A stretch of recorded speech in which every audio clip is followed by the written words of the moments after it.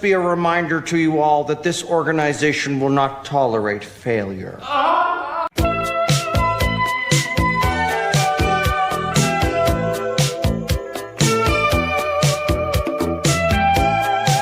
The side of the federal building has been blown off. Jesse?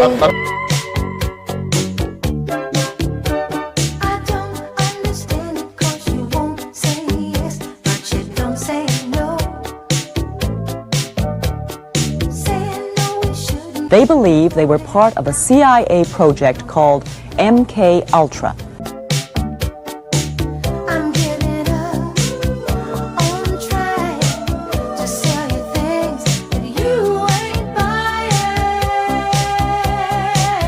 Just like a segment of society that is not living in reality. In a certain sense, we're kind of a little bit more Israel's vassal state. There are police chiefs facilitating prostitution networks. Do you understand? It's all in your head. It's your move.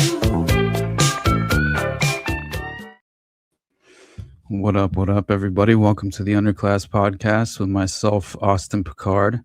And today we are joined by a very special guest, obviously. We just had her on Tuesday, I think it was, for Already Dead. And I basically kind of lathered you with praise in that episode already, but I had no choice. And honestly, I think I have to first apologize to you, as I said privately just a moment ago, because I know you're probably entirely exhausted from discussing this particular subject. I could kind of sense it in one of your recent episodes, but I don't blame you. It feels like just, I don't know, you have to bog yourself down in these nonsensical influencer presentations that are clearly just meant for public deception. And so I have to first obviously ask you to introduce yourself for anyone who hasn't yet come across your work, and where to find your work also, because to me, what you're doing right now is so invaluable. And I think so few people are willing to just risk the consequences of certain, let's just say, ideologically imprisoned individuals who are unwilling to shed that naive veil and open their minds to these real, in my opinion, what becomes the strategic nature of the sinister social engineering agenda at large. So go ahead and introduce yourself, Dana, and thank you for coming on. Well stated, and thank you for having me. That was quite poetic. It's not fun. My name is Dana. I'm routing jewels on YouTube and Instagram. I have a podcast, What is the Process, wherever you listen. I'm Dana DooDah on X or Twitter, whatever people want to call it. I'm a little bit under the weather today. I certainly booked a lot, so won't be doing that again, but I am happy to be here. It is a little bit old as far as talking about it. However, I'm just not going to talk about it on my channel. I figure it's going to be a topic that people are going to want to discuss. And I'm happy to do that because I do think it's a conversation that needs to be had because, Candace is just the flavor of the week, right? I have pretty hot takes about a lot of people. There's a lot of people that unsubscribed or unfollowed me when I shared my opinions about Joe Rogan like a year and a half, 2 years ago now. It's these people are placed in front of us. And again, we're given the illusion of choice. You're being played by the algorithm, though. And they craft these sort of stories or narratives where they're being persecuted. And it's like, but are you really? You're still number one, right? Like, she's on track to beat Joe. Like, Joe's kind of been number one for a long time. And I mean, she's already on track to beat financially mainstream media, which is crazy because her podcast literally started in fucking July of last year. Like, get the fuck out of here, man. Yeah, it's like the unnatural rise. Yeah, right? Very natural. And it's like, do I think that a broken clock is right twice a day? Yeah. Do I think that Macron has a dong? Absolutely. I think there's a conversation to be had. However, she says all this other like really crazy stuff. And my biggest concern is it's going to be something that ends up affecting people like you and me, where we get Right. censored. You know what I'm saying? Exactly. Because it's always the ban hammer. It's always, putting up more bureaucratic red tape, always fucking with the algorithm. And that's why I made such a point of, showing these parallels with Alex Jones's situation and their lawyer, Norman Pattis, because, Alex Jones didn't expose anything about Sandy Hook.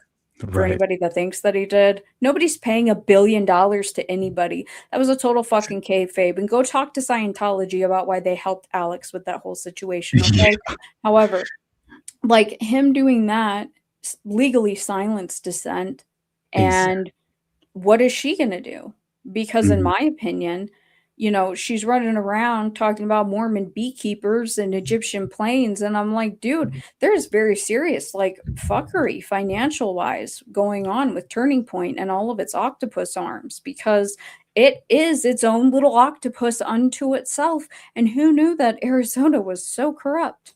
Hmm. Yeah, and I thought it was very interesting because as I was looking into some of the allegations and criminal cases that have been brought forward against certain individuals, even recruiters and in the leadership levels of positions and Turning Point as an organization, just I mean, it was stunning to see how much they were affiliated with, one, child sex crimes, and then two, you had this window into election, some kind of election rigging operation that they were running in that very state that you just mentioned. And so I'm not at all surprised that, and I think that's why I've been prioritizing just utilizing the window of the MindWar into this specific case, or just, let's say, the influencer industrial complex at large, because I see no difference between the Tavistock Frankfurt School methods of social engineering. This is the modern version, and the playbook is very active and being utilized on a daily basis. And so I feel like, I saw it was hilarious. Jose said in the chat earlier, he said, "Guess we got to eat our Candace criticism words now. She had a super secret military man on her show who totes, who totes sauce stuff on a military base or something. We're so cooked," which is hilarious because I think that provides us with, one, a great starting point for, first, how to introduce this military intelligence component to that of Turning Point and these individual advisory leadership members on the council that seem to, one, have very sinister connections to, I think, prolific predators, for one. And beyond that, you have the new age esoteric ideological system of control involving the occult network that I kind of always have sensed really came to fruition and formed just thereafter MK Ultra was driven underground. And so it felt like plausible deniability organizations were just cropping up all over the place, and the inverted moral landscape really took another turn for the worst. And so, yeah, I think we were talking briefly privately about the new breaking bombshell that Jose was referencing in regard to this individual that Candace just had on her show. And I thought it was crazy because this seems to, as you had put it so poignantly in your recent episode, the project for a new American cat fight is alive and well. And I don't think it has ceased to exist. And seemingly by design, we now have this breaking bombshell of Erica Kirk and these other two individuals allegedly caught at this fort. I don't even know how to pronounce the fort. Chuka? I don't fucking know. But, I don't either, and I'm not going to try. Right. But this is supposedly the day before Charlie Kirk is and the eyewitness apparently went public. So it was the day before the assassination. But yeah, this guy, his credibility is already being questioned. So I'm interested on your take, because I had seen you respond on Twitter earlier today in regard to the military infiltrating churches and training up operatives to deceive Christians and take over Christian groups. So yeah, go ahead. What are your thoughts? Well, first off, even if, because I didn't listen, I saw the guy and I was like, okay, this isn't a serious conversation. But the vibe that I got from what people were saying, and I know that usually her more feral fans will correct the poster in the comments. So I was looking at some of the comments. If this guy was in WITSEC or this NDA has expired, if there was an NDA involved, don't at me. I don't care if I'm getting any of this right. But it all seemed very secretive, right? First off, let's all take a breather, get a fucking reality check. Anybody that is actively like fearful for their life from the government isn't going to go on the #1 podcast in the world and show their face.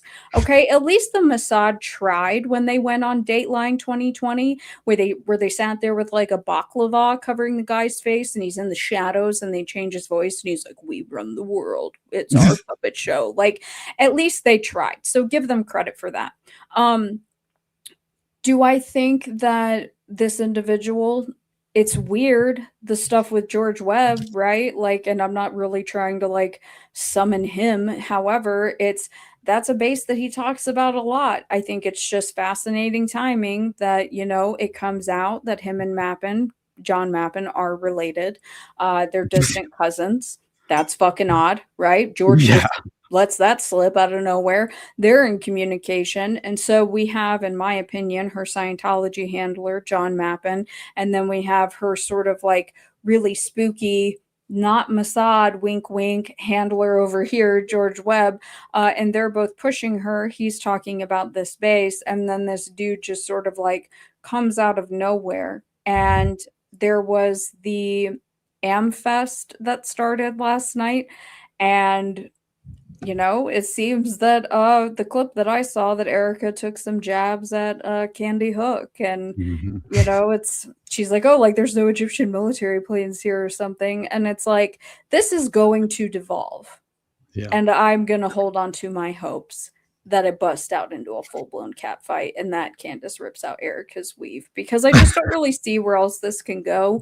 And again, she's been on this parade for how many months, and I'm not asking for flowers. It was the first time that I looked at the board because Operation GCD had sent me one of these Scientologists that were on the board, and I was like, it's an interesting idea. I should probably go and look. So I go and look, and I saw Vallely, and I was like, holy shit, is that the MindWar guy? And then I like sat there and read his resume, and I was like, oh, that's the MindWar guy. Why has nobody brought this up? And when I posted it, I mean, that's the most movement I've ever gotten on a post in my entire life on X. Like, people were losing their minds. And it's like, she's been looking at this for months, but she gets a pass. People are going to give her a pass because they're indoctrinated in the cult of personality. They're going to say, well, maybe she, you know, can't talk about it, or she doesn't know it. Boo, boo, boo, boo. And it's literally on the website. She wants to sit here and, you know, act like she's holier than thou. She's on some holy crusade. She wants to start talking now about this military angle. And, you know, I don't know all the deets or the tea about like Mikey McCoy, but my thing is like what little I've looked into it, he walked away right after the assassination, walked away from Turning Point, which makes sense to me because he's basically a kid to me. He's in his like mid-20s, right? So it's like I'm trying to put myself in that situation, and it's like, okay, but why isn't Candace talking about the fact that Rob McCoy was taken off of the board of Turning Point? He's gone, and nobody announced anything. And I think that that's the timing of AmFest and this bullshit with her and this alleged eyewitness of something. I'm waiting for him to bust out a beekeeper suit, quite frankly. I just think that it's very odd. It's the sin of omission. Oh yeah, there's no doubt in my mind, and I think it pairs just perfectly with that of just ever since I found out about Candace working with the Israeli intelligence operation that was PragerU, or is PragerU, and also the consideration of substituting and replacing PBS with PragerU. It's just one of the, and even the curriculum that they offer apparently is being widespread domestically in various school districts. So it's interesting to me to see this obvious Mossad IDF Unit 8200 military intel operation employing this very cult of personality that is in my mind completely manufactured for this purpose, to then just spread these false ideas and misconceptions like a mind virus into these various groups that will be open and willing to embrace those bad ideas. And this feels in every way to me like a sophisticated psychological warfare operation. And so that's why I see these ridiculous, I believe this was just another red herring that she's creating to deflect from the true connections that are the military intelligence backgrounds of individuals, let's say, surrounding her, even her own family members, as you've illustrated in a certain way. It just, there's a certain level where you are essentially, I think the vast majority of people don't realize how much they are being deliberately deceived, right, by these layers of just, again, strategic social engineering components that are entirely bogging you back down into this ideological prison that you can't seem to break out of. And so that alone, I felt like, as we illustrate the deeper connections of Vallely, if you would like to, just in terms of what's interesting to me is obviously that you had discussed on one of your recent episodes that he was also a part of kind of let's just say organizing this strange Women Defending America group, I believe is what it was called. And it seemed more like a feminist fascist brigade or something. And that was what I believe the individual you were relying upon as a source almost described it as. But it felt like, instantly I thought of Bill Cooper and how I introduced the Columbine episode that I just recently did, because the first thing that I basically covered in that episode was this obvious intentionality behind really facilitating landmark gun legislation to further disarm the American public, but also by manufacturing consent in order to achieve that outcome.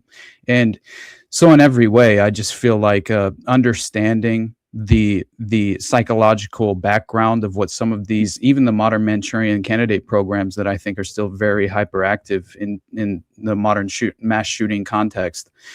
It's I think it was in Behold a Pale Horse, right, when he discussed this secret government plan to disarm the American public. And obviously, say what you want about Bill Cooper, but I feel like that still very much applies in just modern context of Gladio and this strategy of tension playing out in the daily news cycle. And so again, I felt like the only thing that I wanted to do to really just set the stage for you to explain a little bit further about the connections to Vallely essentially becoming the protector of that of Michael Aquino, which I find to be such a fascinating factor. Then I felt like I should at least mention briefly these goals that were illustrated in the MindWar, right, which is so fascinating to actually see the strategic concepts that they're in no way shy about presenting these just sinister goals, right? And that alone is mind-boggling to me.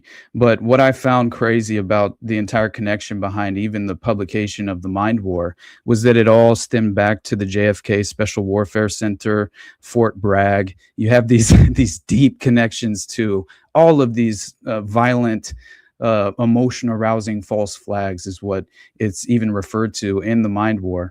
And but yeah, what I thought was so interesting was MindWar focuses on emerging and anticipating problems. Tell me if this sounds like a social engineering agenda and the influencer industrial complex at large. And so It says, focusing on emerging and anticipating problems, situations, and conditions affecting the information environment, i.e., not only to manage the perceptions of groups and individuals, but to address the conditions and situations that fuel discontent and drive instability. MindWar provides the capability to resolve problems before they begin. Utilizing 21st century scientifically valid, empirically based methodologies, MindWar is the equivalent of a mental preemptive strike.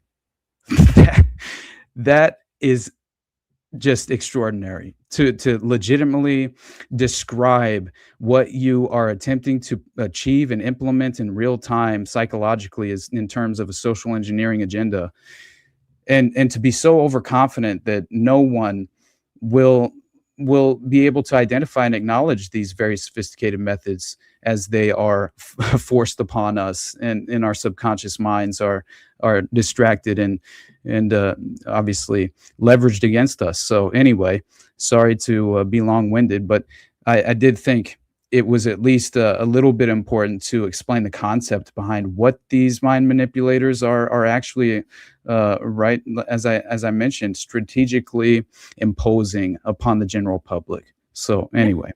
Absolutely. No, I think that any opportunity to use their own words against them, a lot of people, like, they say that, like, X, Y, and Z community is small, right? Depending on whatever topic you are interested in. And so even this is a very sort of niche topic to a lot of people. Like, we're a very small corner of the internet. And so I think that when you reinforce that this is what these people write, they put it down on paper, that means that they are. I mean, I think that they're already doing it long before they actually put it into writing, and they're doing much worse than what they're telling anybody. Right. People need to understand that that is what's going on. And this is not me. I'm very grateful and respectful of all veterans. I hold them in very high regard personally. It's a sacrifice I couldn't make. However, I do think that a lot of people who sign up, they don't know what they're signing up for. And I think that they are deceived, and I'm not brave enough to do it. Plus, they wouldn't fucking take me. I'm like 5 foot tall. Like, I'm just saying, there's a conversation to be had about the military industrial complex, right? And without it completely devolving and shitting on veterans, and also being like, hey, maybe we should reevaluate how all of this is going. Because I think in that last episode where what you were referencing, the thing that was most shocking to me was the fact that NATO basically announced that the brain was a new field for Battlefield. the battlefield. Yeah. And it's like, really we're going fucking Gladio with everybody's brain, like global Gladio with the mind. That was really nuts to me. And in regards to Vallely with this women's organization, I was talking to you about this earlier. And I say this as a woman. Guess what? I have some really hot takes about feminism, and most of you guys would think I'm insane because I don't think that women should be allowed to vote if they're married. However, in regards to using women are used to put people at ease. And I think that that's why women in these positions of power, whatever it may be, whether it's a Ghislaine Maxwell, I'm not saying that Ghislaine and Erica are the same, or Candy, don't at me, but putting women into these situations, it sort of makes people a bit more comfortable. It makes the situation feel more safe. And women can be very manipulative, especially with their emotions. It's like, I listened to Candace briefly, I listened to Erica briefly, and they're both so fucking condescending, but like they feel entitled because they're going through something. And it's like, calm the fuck down and go back in the kitchen, okay? I'm sorry. That's what I think every time I see them and hear them. I'm like, you shouldn't be allowed to leave the house. You shouldn't be allowed to drive.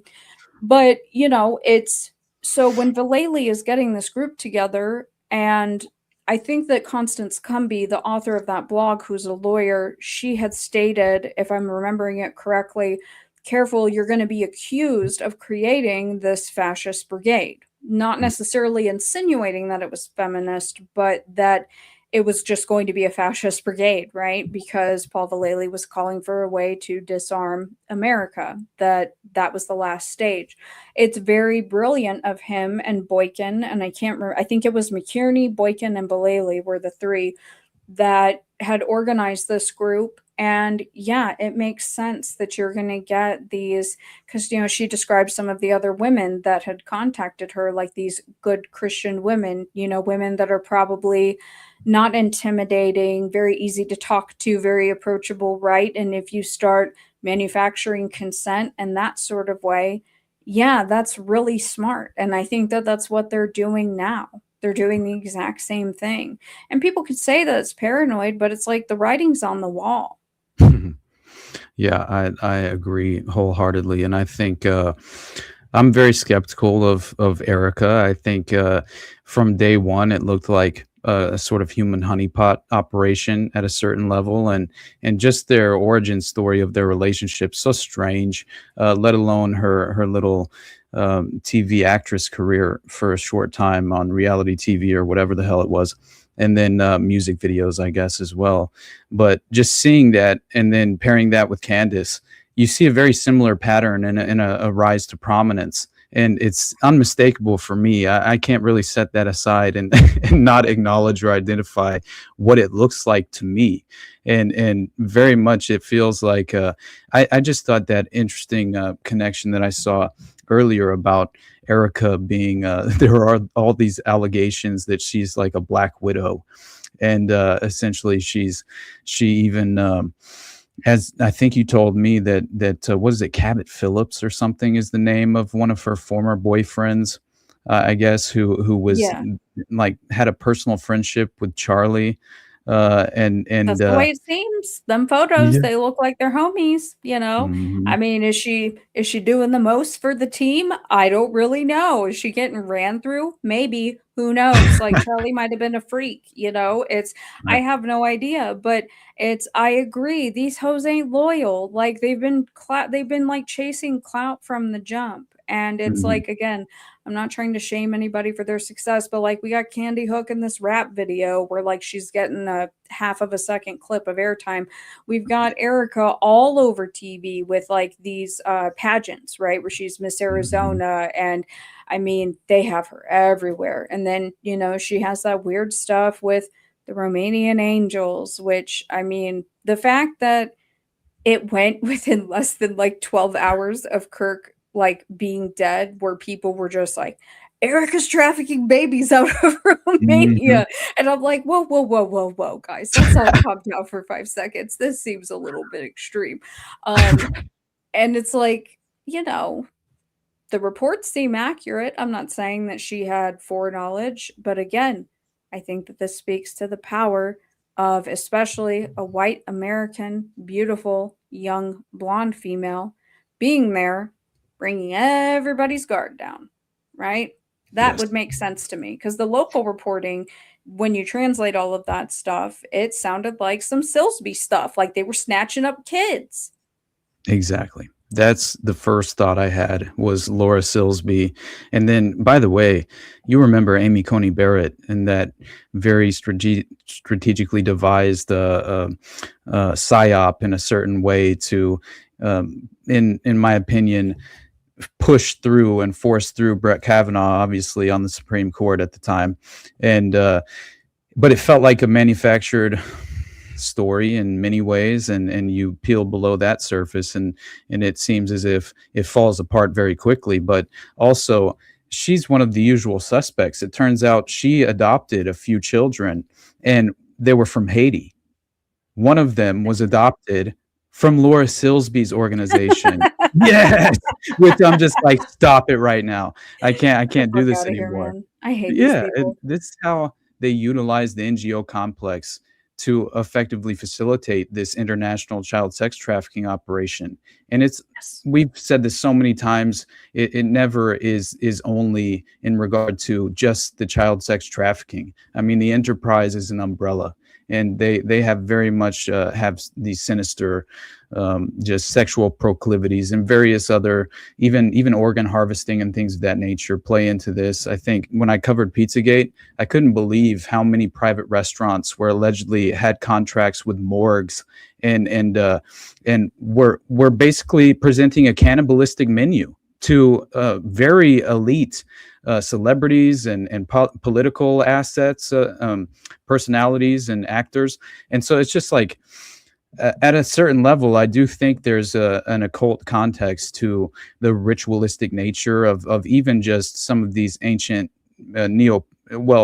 they were pagan, I guess, organizations and ideologies that have been exercised over the course of human civilization. But the neo-pagan, what was it called? It was sort of a revolution, but I think that it still very much affects modern society, but at this level where you have to be overexposed to these groups and their beliefs to even understand what's playing out. Otherwise, it's basically operating in this criminal underworld that most people are very much unaware of, and that alone is that it's this naive, really kind of just this inclination that effectively bogs the vast majority of people down, and from being able to at least be open-minded to these concepts, but also it's too dark for some people. And I think that applies to so many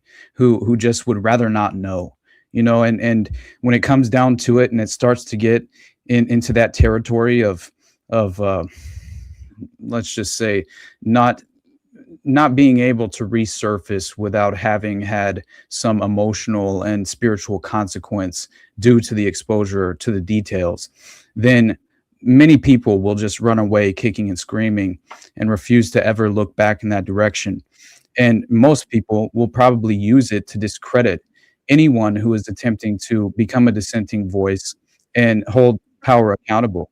And so, yeah, I view this as a great example as to how the NGO complex has been so very much utilized in the modern gladio context post World War II to really prop up the most sinister black market values that that exist in modern civilization. So at this point, I see the TPUSA sex crimes that were overtly in our faces, and then I see this interesting pattern that instantly surfaced after the assassination that was discussing what you mentioned, this Romanian child sex trafficking operation. And there's legitimate sources and publications within Romania that were reporting on this. And I think seeing the NATO footprint as well play into that, I instantly thought of the Dutroux network, just because of the level of involvement with the Cabazon Indian Reservation and Wackenhut. Wackenhut, they were affiliated with the paramilitary organizations that were effectively facilitating modern gladio and the strategy of tension in Belgium. So they're engaging in priority assassinations and mass shootings and bombings domestically, and pushing their vital political assets into position. And so I don't view it beyond the pale for these individuals of prominence to be able to facilitate a cover-up in terms of an international child sex trafficking scandal. We saw it with Silsby, so why would this not apply? And that's just something Absolutely. I can't really ignore. Well, and I'm glad that you brought up I think it is an appropriate description. Like, you could even throw in Gnostic, right? Like neo-Gnostic paganism, where it's sort of just this big tub of all of this different stuff that people have thrown in. And so it's really hard to keep track of, right? And I've been guilty of this as well. Like, I've had to spend, and I'm grateful, a lot of time learning from Todd Wood and talking to Todd, because, when you start getting into the nuances of some of these very specific beliefs and where they trace back to, you're going to notice very specific hallmarkers for certain things, right? Especially when it does come to certain rituals. And I think that two things can be true at the same time. I think that there can be profiting from things like organ harvesting. And I also think that they can be used for nefarious purposes. And I don't really think it's up for debate. Again, you know, we saw what happened with John of God, Oprah, her Haiti school, the stuff with the Silsbys. It's like, what makes people think that we're not doing this right now and haven't been doing this in Ukraine? Because there was David Leavitt, his whole trafficking Indian babies for Ukrainian buffalo scandal. It's, you know, I mean, that dude just went full mask off. And, you know, and then we have this stuff going over in Gaza. It's like, what makes anybody think that this isn't going on right now? You know? And then, like you said, with Turning Point, when you look into, because this is where, like, I got really annoyed with Candace about Rob McCoy, because she tried to make it seem like it was unique to his church, to Calvary Chapel, as far as the Seven Mountain Mandate thing. And it's like, well, no, the Seven Mountain Mandate isn't unique to Calvary Chapel. However, there are a lot of bad dudes that they have brought into that company, into Turning Point Faith, into Turning Point USA, like you said, just blatant child sex crimes. And it's like, you got to call everything out, man, if you're going to call it out. And, you know, I think that it's misuse of her platform, quite frankly. But again, I think that speaks to, she's playing a role. She's doing a job, right? She's a propaganda mouthpiece. She's going to give as enough truth without going all the way there. And then it's going to be moving on to the next thing and moving on to the next thing. And again, I mean, my opinion is that she has to keep ducking and dodging, because it's either going to be full-blown catfight, or, I mean, what is she going to blame the Scientologists?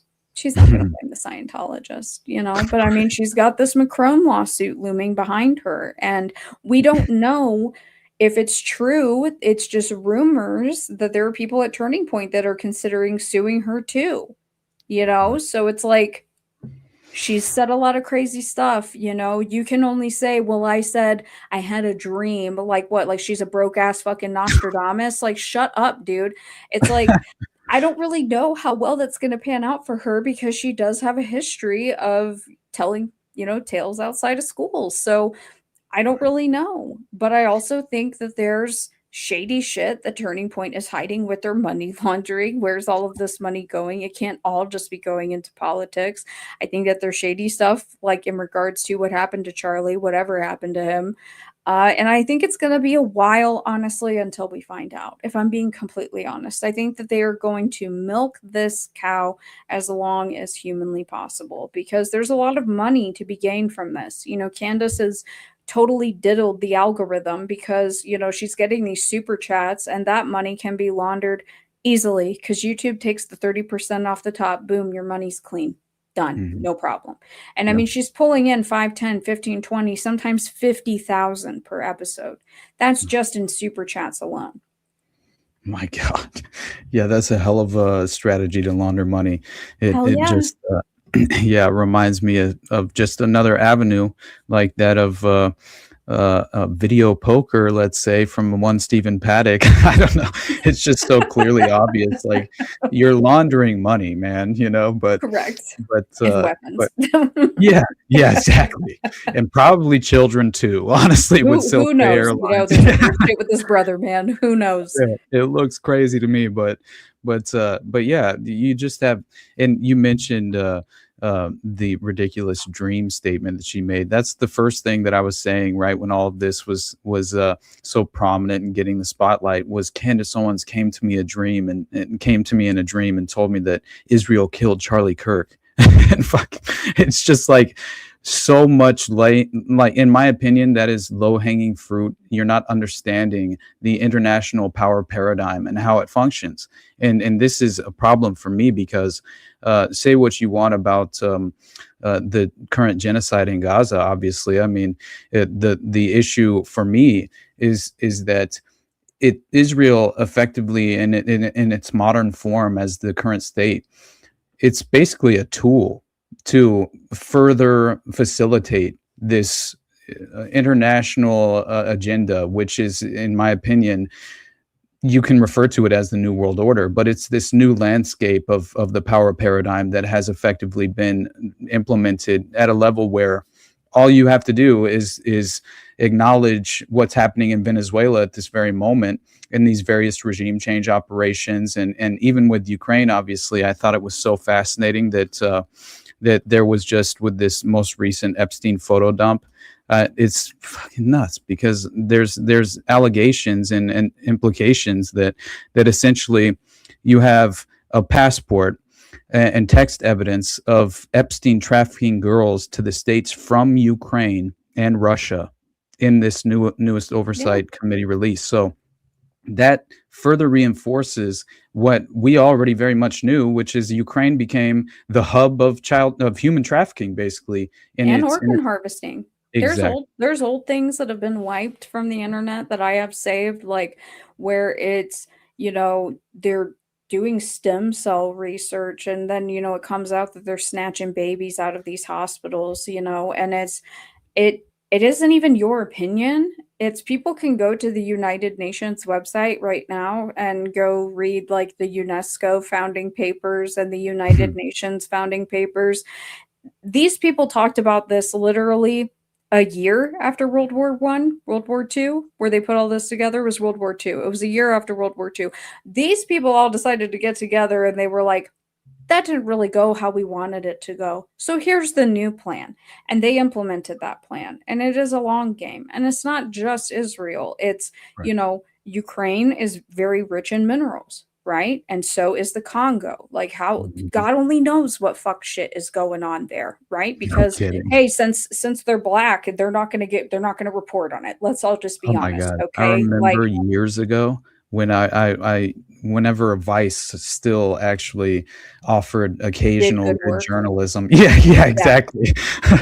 I saw when they did that General Buck Naked coverage of basically they were in the Congo, and this is a paramilitary organization, and General Buck Naked would legitimately strip down, and when he went into battle, and he would wield a machete naked and chop the heads off of babies and stuff, and like they were cannibals, and they would apparently at bus stops in the Congo, you can essentially buy kebabs that are human meat, but they tell the tourists that it's chicken or whatever.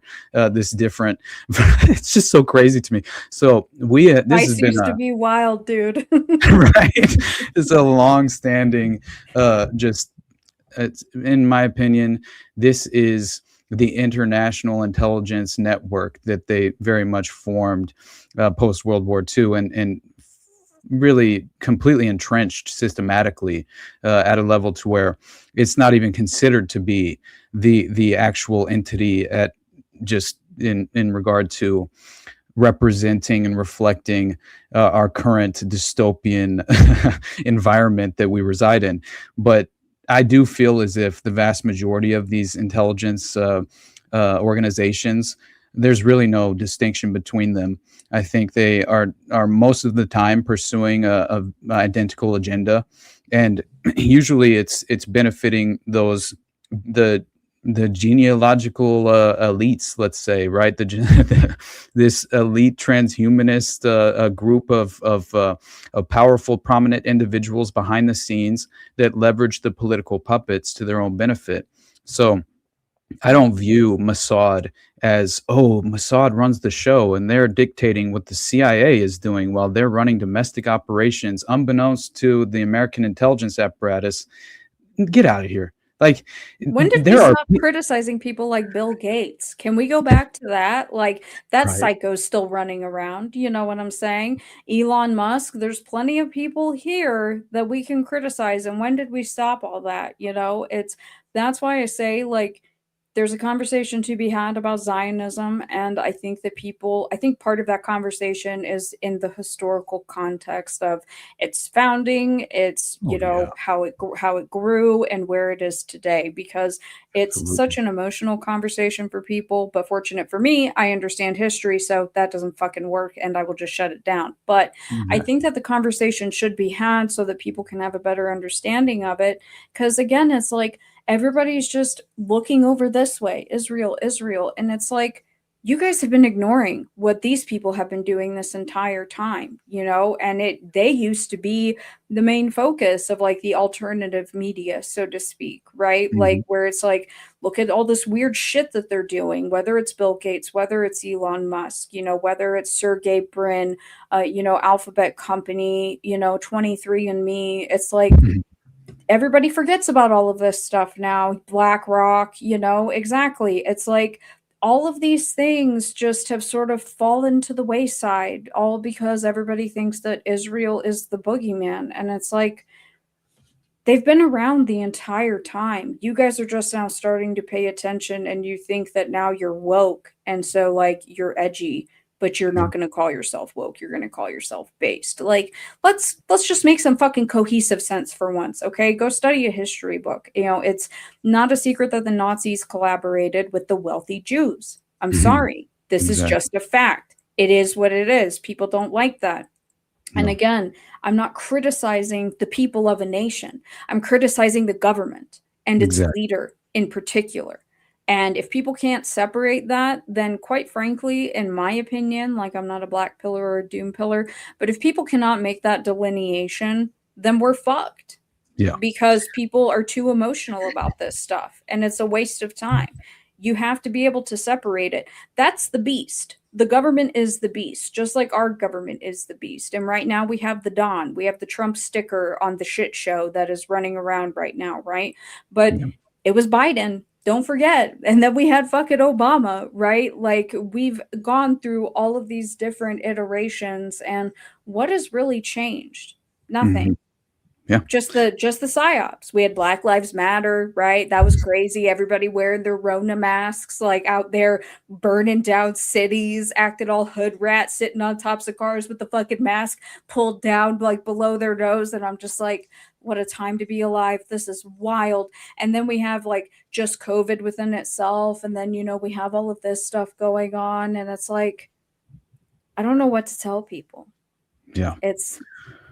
It becomes very frustrating. I definitely, I covered, I did one episode on Zionism, and Brave really, it was a while ago, but it was right as the genocide was kicking off, and the tensions were high, let's say, and this is something that I personally have experienced, just as far as conflict arising within the family dynamic when these outside interests, very much political interests. Obviously, I think the humanity of a genocide is very much important to prioritize, but also I think you need to know when to pick and choose your battles and who you're speaking with, right? And I try to prioritize understanding the individual's intentions more than anything, because I know so many people who mean well and they want the best for society at large, but man, they've been so seduced and programmed to fall into these ideological traps that they can't see clear. A lot of Christian churches, man. Yeah. I experienced it.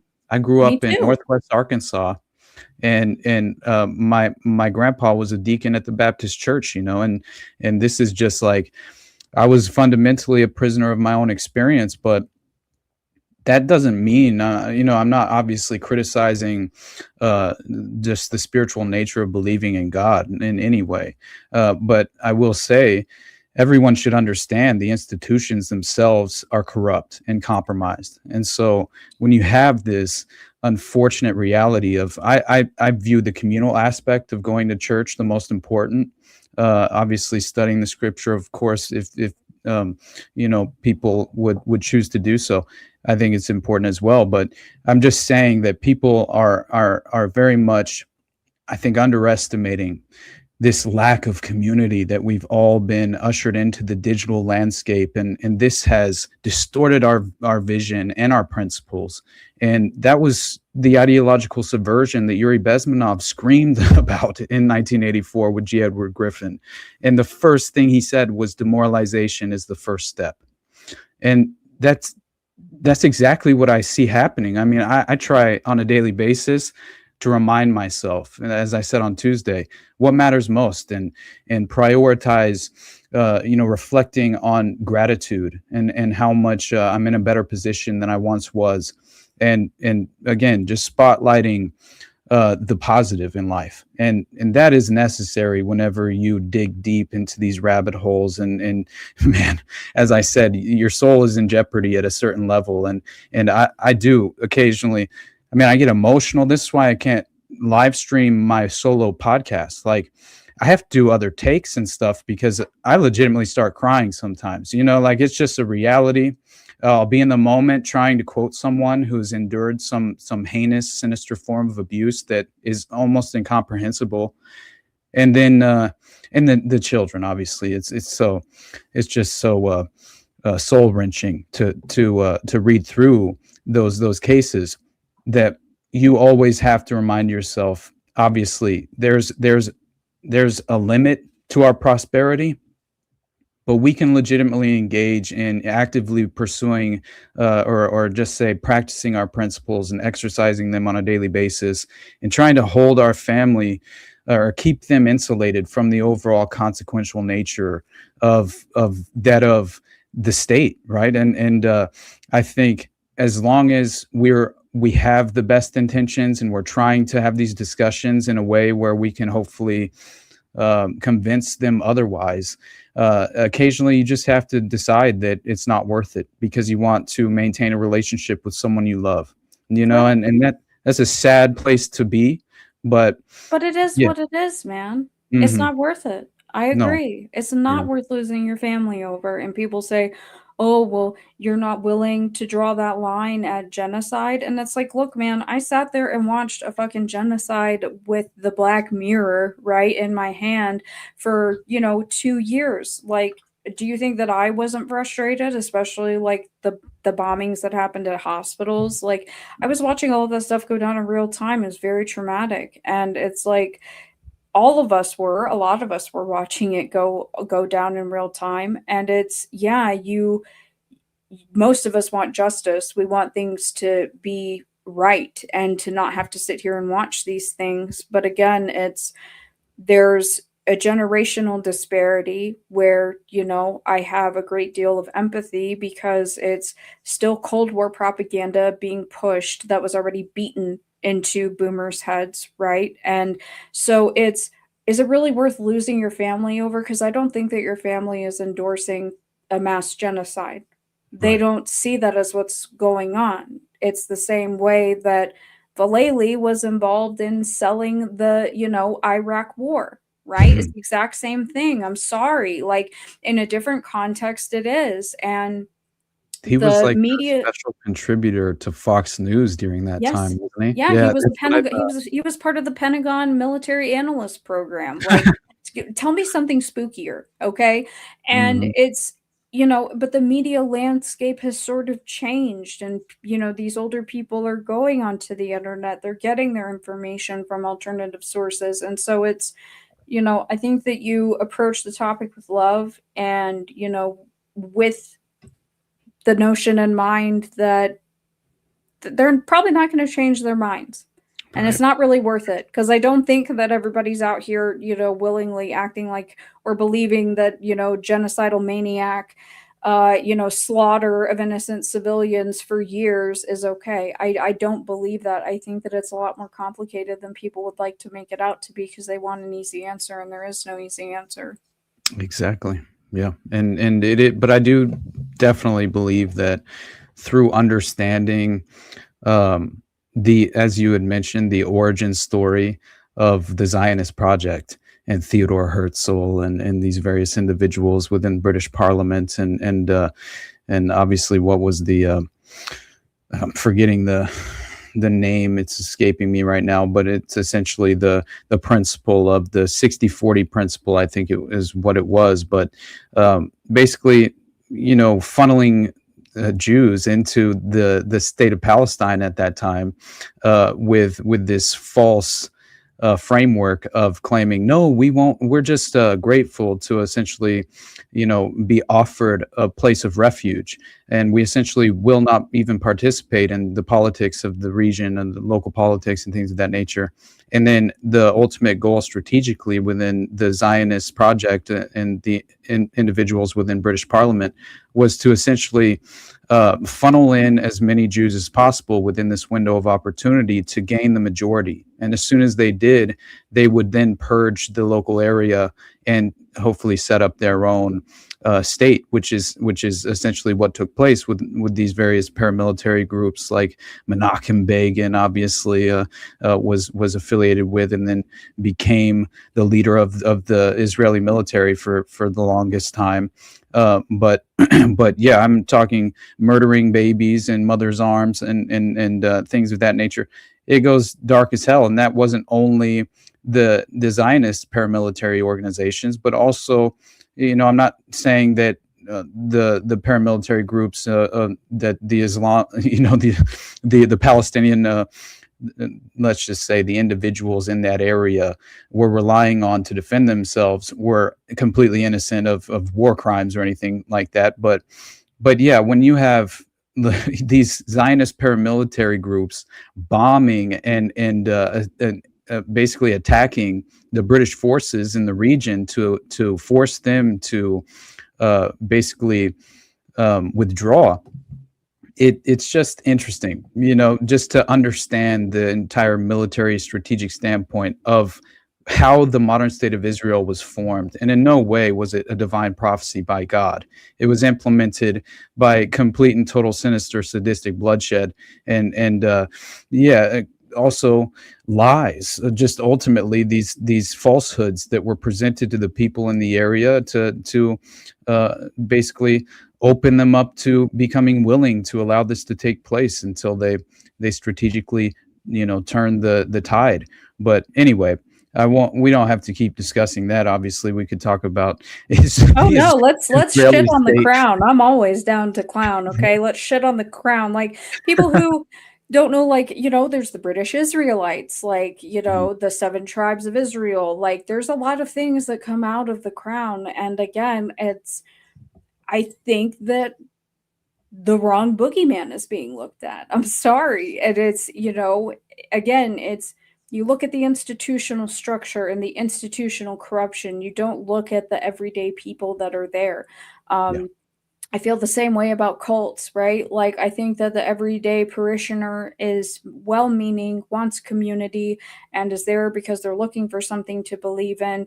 And it's like, that's the majority. I don't think that the majority of the world's people are bad. I think that there's just some very, very bad people that have a lot of fucking money. They have a lot of power. It's gone unchecked. And obviously that stuff moves down through generations. But it's, to me, it does seem like the crown is pretty interested in getting their hands dirty and taking control of places like Palestine, like Israel, like America. I'm sorry, like, the Canada's under the crown.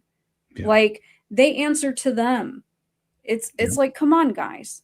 And again, it's, the topic of this influencer industrial complex. Candace is not loyal. First off, neither of these hoes is loyal. I'm going to make that perfectly clear. But Candace is not loyal to the United States. She is the Honorable Candace Farmer. She married into the peerage for life, unless her not gay husband doesn't divorce her. Okay? Her loyalties are with the Vatican and the crown. Period. Why are you listening to her? She has no problem sitting here shitting on our government, and neither do I. Like I said, I'm down to do it. Let's talk about it. But I think that there are ulterior motives, and it's something that I don't see a lot of people, sort of criticizing. And I think that people assume, and who knows, maybe Georgie is a cuck. I have no idea. Or maybe he's out like banging the pool boy. I don't know.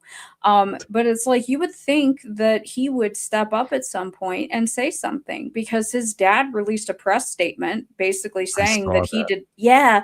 Like, I don't endorse my daughter-in-law's, anti-Semitic statements. And I'm like, okay, like I know that you're a Zionist. That's fine. Like but her husband has just been completely silent, and so is she, running the show? Is she the one wearing the pants? I don't know. She makes it seem like she's subservient to her husband. She's a trad wife, right? And it's like, Mhm. bitch, no, you're not. You are lying to everybody. Yeah.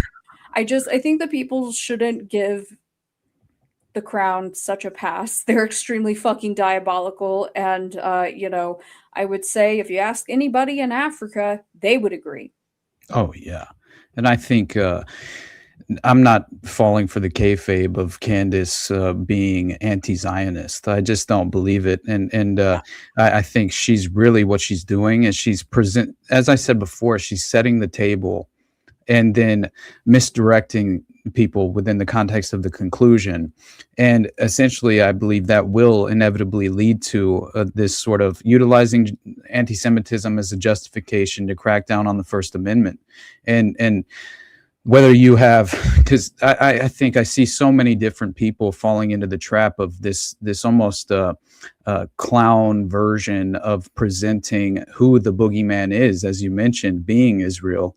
And through that window, I think you have this false sense of, now I'm not saying anti-Semitism, it doesn't exist. Obviously it does.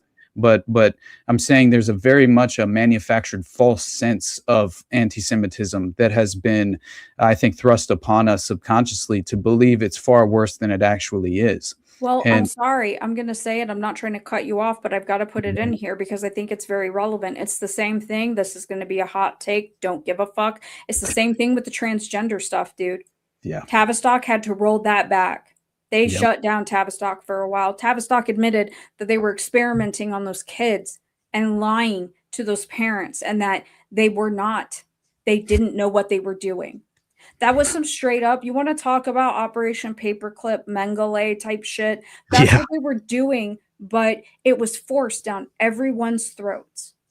And I don't care what people do with their bodies or what they do behind closed doors. I don't have a dog in that fight. I don't have a child. Do I think that you should possibly have a fully developed frontal lobe before you make that decision? And I know that there are other reasons to use those types of drugs and hormones that have nothing to do with anything that Tavistock was pushing it for. But I'm just saying, correct. It's a false sense of, it's like, it's around every corner. And if it doesn't get handled right now, there's going to be a huge problem, and it's the same thing with people being like, oh, if, these hormone blockers, if this law gets passed, because that still has to go to, I think, like the Supreme Court, if I'm correct. I think it only got passed through the Senate, or maybe it's Congress. I don't fucking know. But people are like, oh, these trans kids are going to die. And it's like, you guys did this a couple years ago. And we watched how Tavistock themselves, the architects of fucking madness, had to come out and roll all of that back. And I feel terrible for all the people that are over there that went and did all of that. And especially like the burden that some of the parents might feel, for going on the advice of doctors. These are people that you're supposed to trust. And you're right. It's not that anti-Semitism doesn't exist. It's the same thing as if saying racism doesn't exist. But these things are not in a vacuum. People have always had herd mentality. We always are identifying, whether subconsciously or consciously, whether you're making a choice or not, and it's like, I've worked in enough places when I was a traveling nurse where, trust me, there are people that are very fucking racist against white people. Okay. Right. And I'm not acting like a victim. I'm just saying it's a thing everywhere all the time. It's just a part of being on this planet. Yeah. And I don't think that it's a reason to censor people, because I agree. I think that they were ramping this up a couple of years ago and it didn't work. They were trying to sort of get this through. I feel like maybe 3 or 4 years back where, the genocide was really, really ramping up and people were like, what the hell is going on over there? And it's like, it was almost a way to sort of silence criticism of that at that time. And I think that it is being weaponized again in another way. And again, I tell people, it's like, man, quit reacting to the news. Right. Let the real finish playing. Exactly. Because if you don't, they're intending on the knee-jerk over-emotional reaction to then exploit and leverage to their benefit, which is exactly what I see with Bondi Beach happening, right? It's like, see, we told you so. Yeah. It's like, oh, you told us that you guys had like these people that were known to be affiliated with the terrorist group, and they had all these weapons that they weren't allowed to have. But it's anti-Semitism. Like, get the fuck out of here, man. And it's such an insult to the people that lost their lives. It's a fucking insult to the people that are dead and to their families. Because I wouldn't accept that excuse if it was my loved one. I'd be like, are you fucking kidding me? Whether it's ISIS-K, fucking Al-Qaeda, fucking Taliban, I'd be like, are you serious? Yeah. Like, people should be more outraged. Like, these victims' surviving family members shouldn't tolerate this stuff.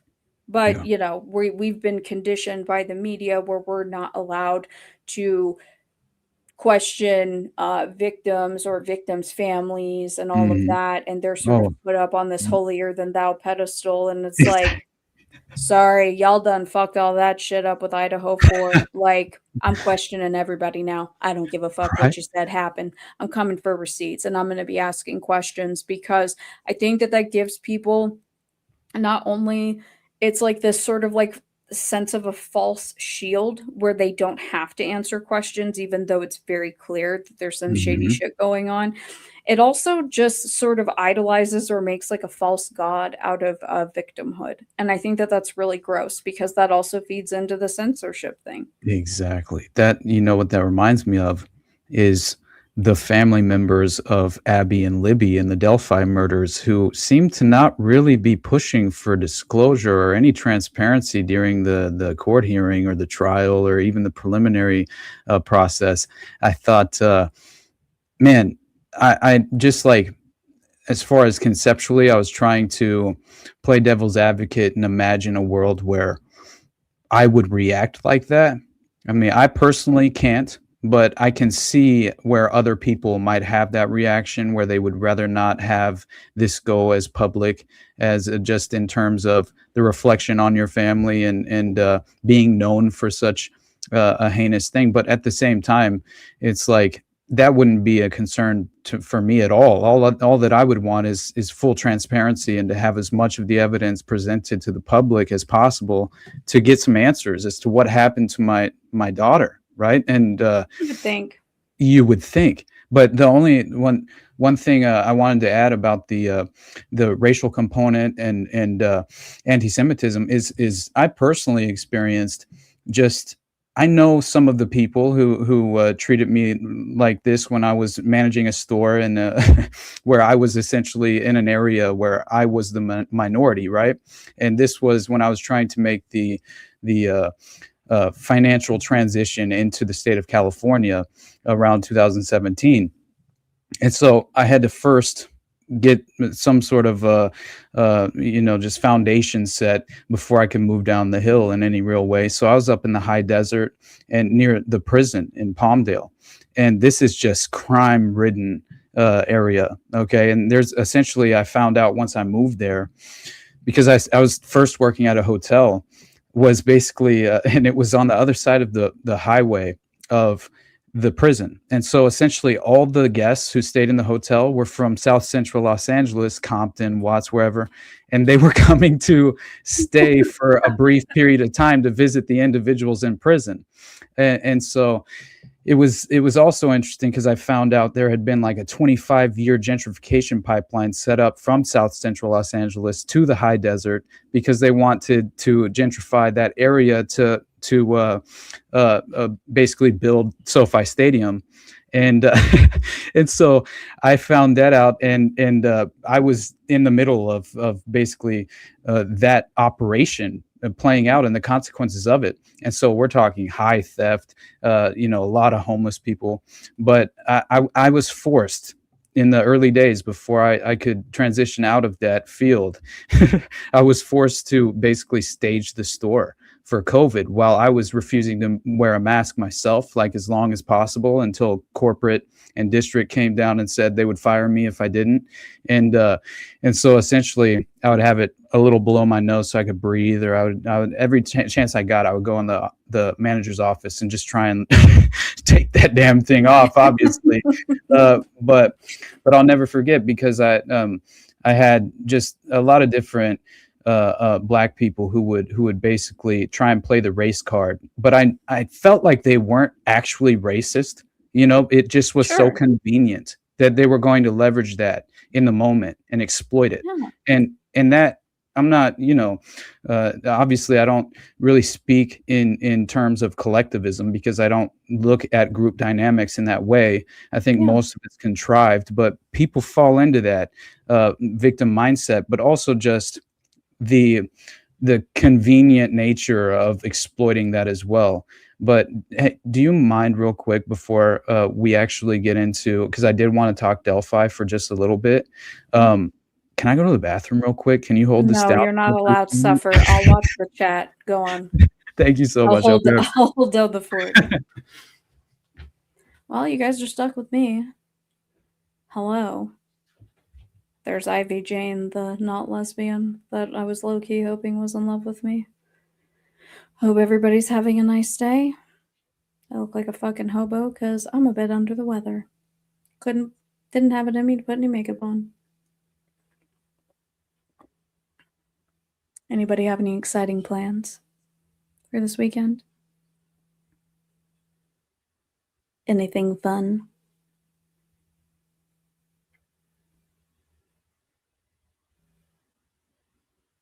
Well, I mean, Ivy Jane, I love you too, but I low-key thought that you were like the hot lesbian. I'm assuming lesbian. I shouldn't assume people's sexuality. I was just like, oh damn, this girl fine. What's up? What's up, little mama? No, it's okay. Hello. Hey, Loom Journey. I haven't seen you in a while. What's up, girl? I'm holding down the fort during a bathroom break. Yes, everything is disturbing. I agree. Everything, all the time. What does my shirt say? Oh, well, hold on. Because it's like backwards. It says acceptable dick energy. Acceptable. It's not very ladylike, but whatever. My dog make a cameo. She came into the my dog came into the room whenever I was gone. She's just scratching herself. Oh, I didn't hear. Okay. Yeah, no, the chat was good. You're Gucci. Awesome. Thank you so much. So before we hard segue into Delphi, I did want to ask one last question. As far as I thought it was crazy. One, I thought it was very interesting when you were covering the Macron lawsuit, and also how it seems like George Farmer essentially runs and produces and distributes Candace's podcast. Is that correct? The way that I understand that Forbes article, because that was the best breakdown that I found that sort of dissected everything, they seemed to be of the opinion that they likely do if they're smart, have offshore companies, where they're keeping a lot of this money. The money's offshore. And so that is, cloaking some of their wealth. But I mean, yeah, they made it sound like George runs everything, which again, it's like, yo, your old lady's about to get you in the shits, bro. Like, but is it, he's allegedly not gay? Is he a cuck? Like, does he think it's funny? They have so much fuck you money, shored away somewhere, like off of Epstein's Island, and they're going to be fine no matter what happens, and they're going to run back to the UK and go live with dad. Like, I don't know. I don't know what their game plan is. Mm-hmm. But I did think that just as far as the controlling nature of again, it just lent, if that is true, then it lends further credibility to the notion that she is a controlled asset, that basically this family, I would imagine, is behind I've heard you say John Mappin's her handler, and I believe that, but why would this not also play a role in in just basically you know, kind of again, just influencing her and putting her into a specific position to you know, in my opinion, I feel like this plays perfectly into that of some of the more vital, what looked to be these individuals who were like major donors to Turning Point USA, and they were on the advisory council board, right? Or they were members of the advisory council or something. And you were talking about one of them specifically, who I think was Scott Shermer. Was that his name? Yep. Yeah, and he, dude, when you were discussing what his philanthropic, just as far as what he was allegedly involved with philanthropically, yeah, full-on rapist is all that I could think of. You know what I'm saying? Like, there's no way in hell that this man was not somehow facilitating child sex trafficking or some sort of human trafficking, and felt like he was prioritizing these child care organizations as well, but it was one specific organization you had mentioned. It was Children Health Incorporated, I think, or Children Help Incorporated, right? Child help. Yeah. Child Help. Okay. And I think it just feels strange that one, you have these very high level major donors that are also advisory council members that are, for some reason, they care deeply about their contribution or contributing efforts to eradicating human trafficking, is the way it was put, I think, for Child Help Incorporated. And so instantly I saw red flags. And I, you know what else I thought? I thought of the Finders cult, because when I looked into this specific organization, it looks like there's an so you also have Friends of the Children that you were talking about as far as Operation Baby Lift in Vietnam and things of that nature. And when I looked into that, I also had a Finders revelation, just as far as the name of the individuals. They were called Friends of the Children, and the the adults that were paired with these struggling children, or these that were members of these youth organizations, were given professional mentors, apparently. And it operates, by the way, in 33 communities across the United States, providing long-term mentoring to children from as young as 4 years old until they graduate high school. And I just thought the 33 communities was too much. I'm like, stop it right now. Illuminati approved. Illuminati Yeah, we love confirmed, that. baby. It's, I'm glad that you brought up old Shermer, because I mean that's just one person that's one Mhm. random person I picked, because a lot of the board doesn't have a profile. It just has their name when you actually click on it. And so when I was reading through his profile, I'm like, all right, we got real estate going on. Obviously, that's a great way where, people are fucking around with dark money.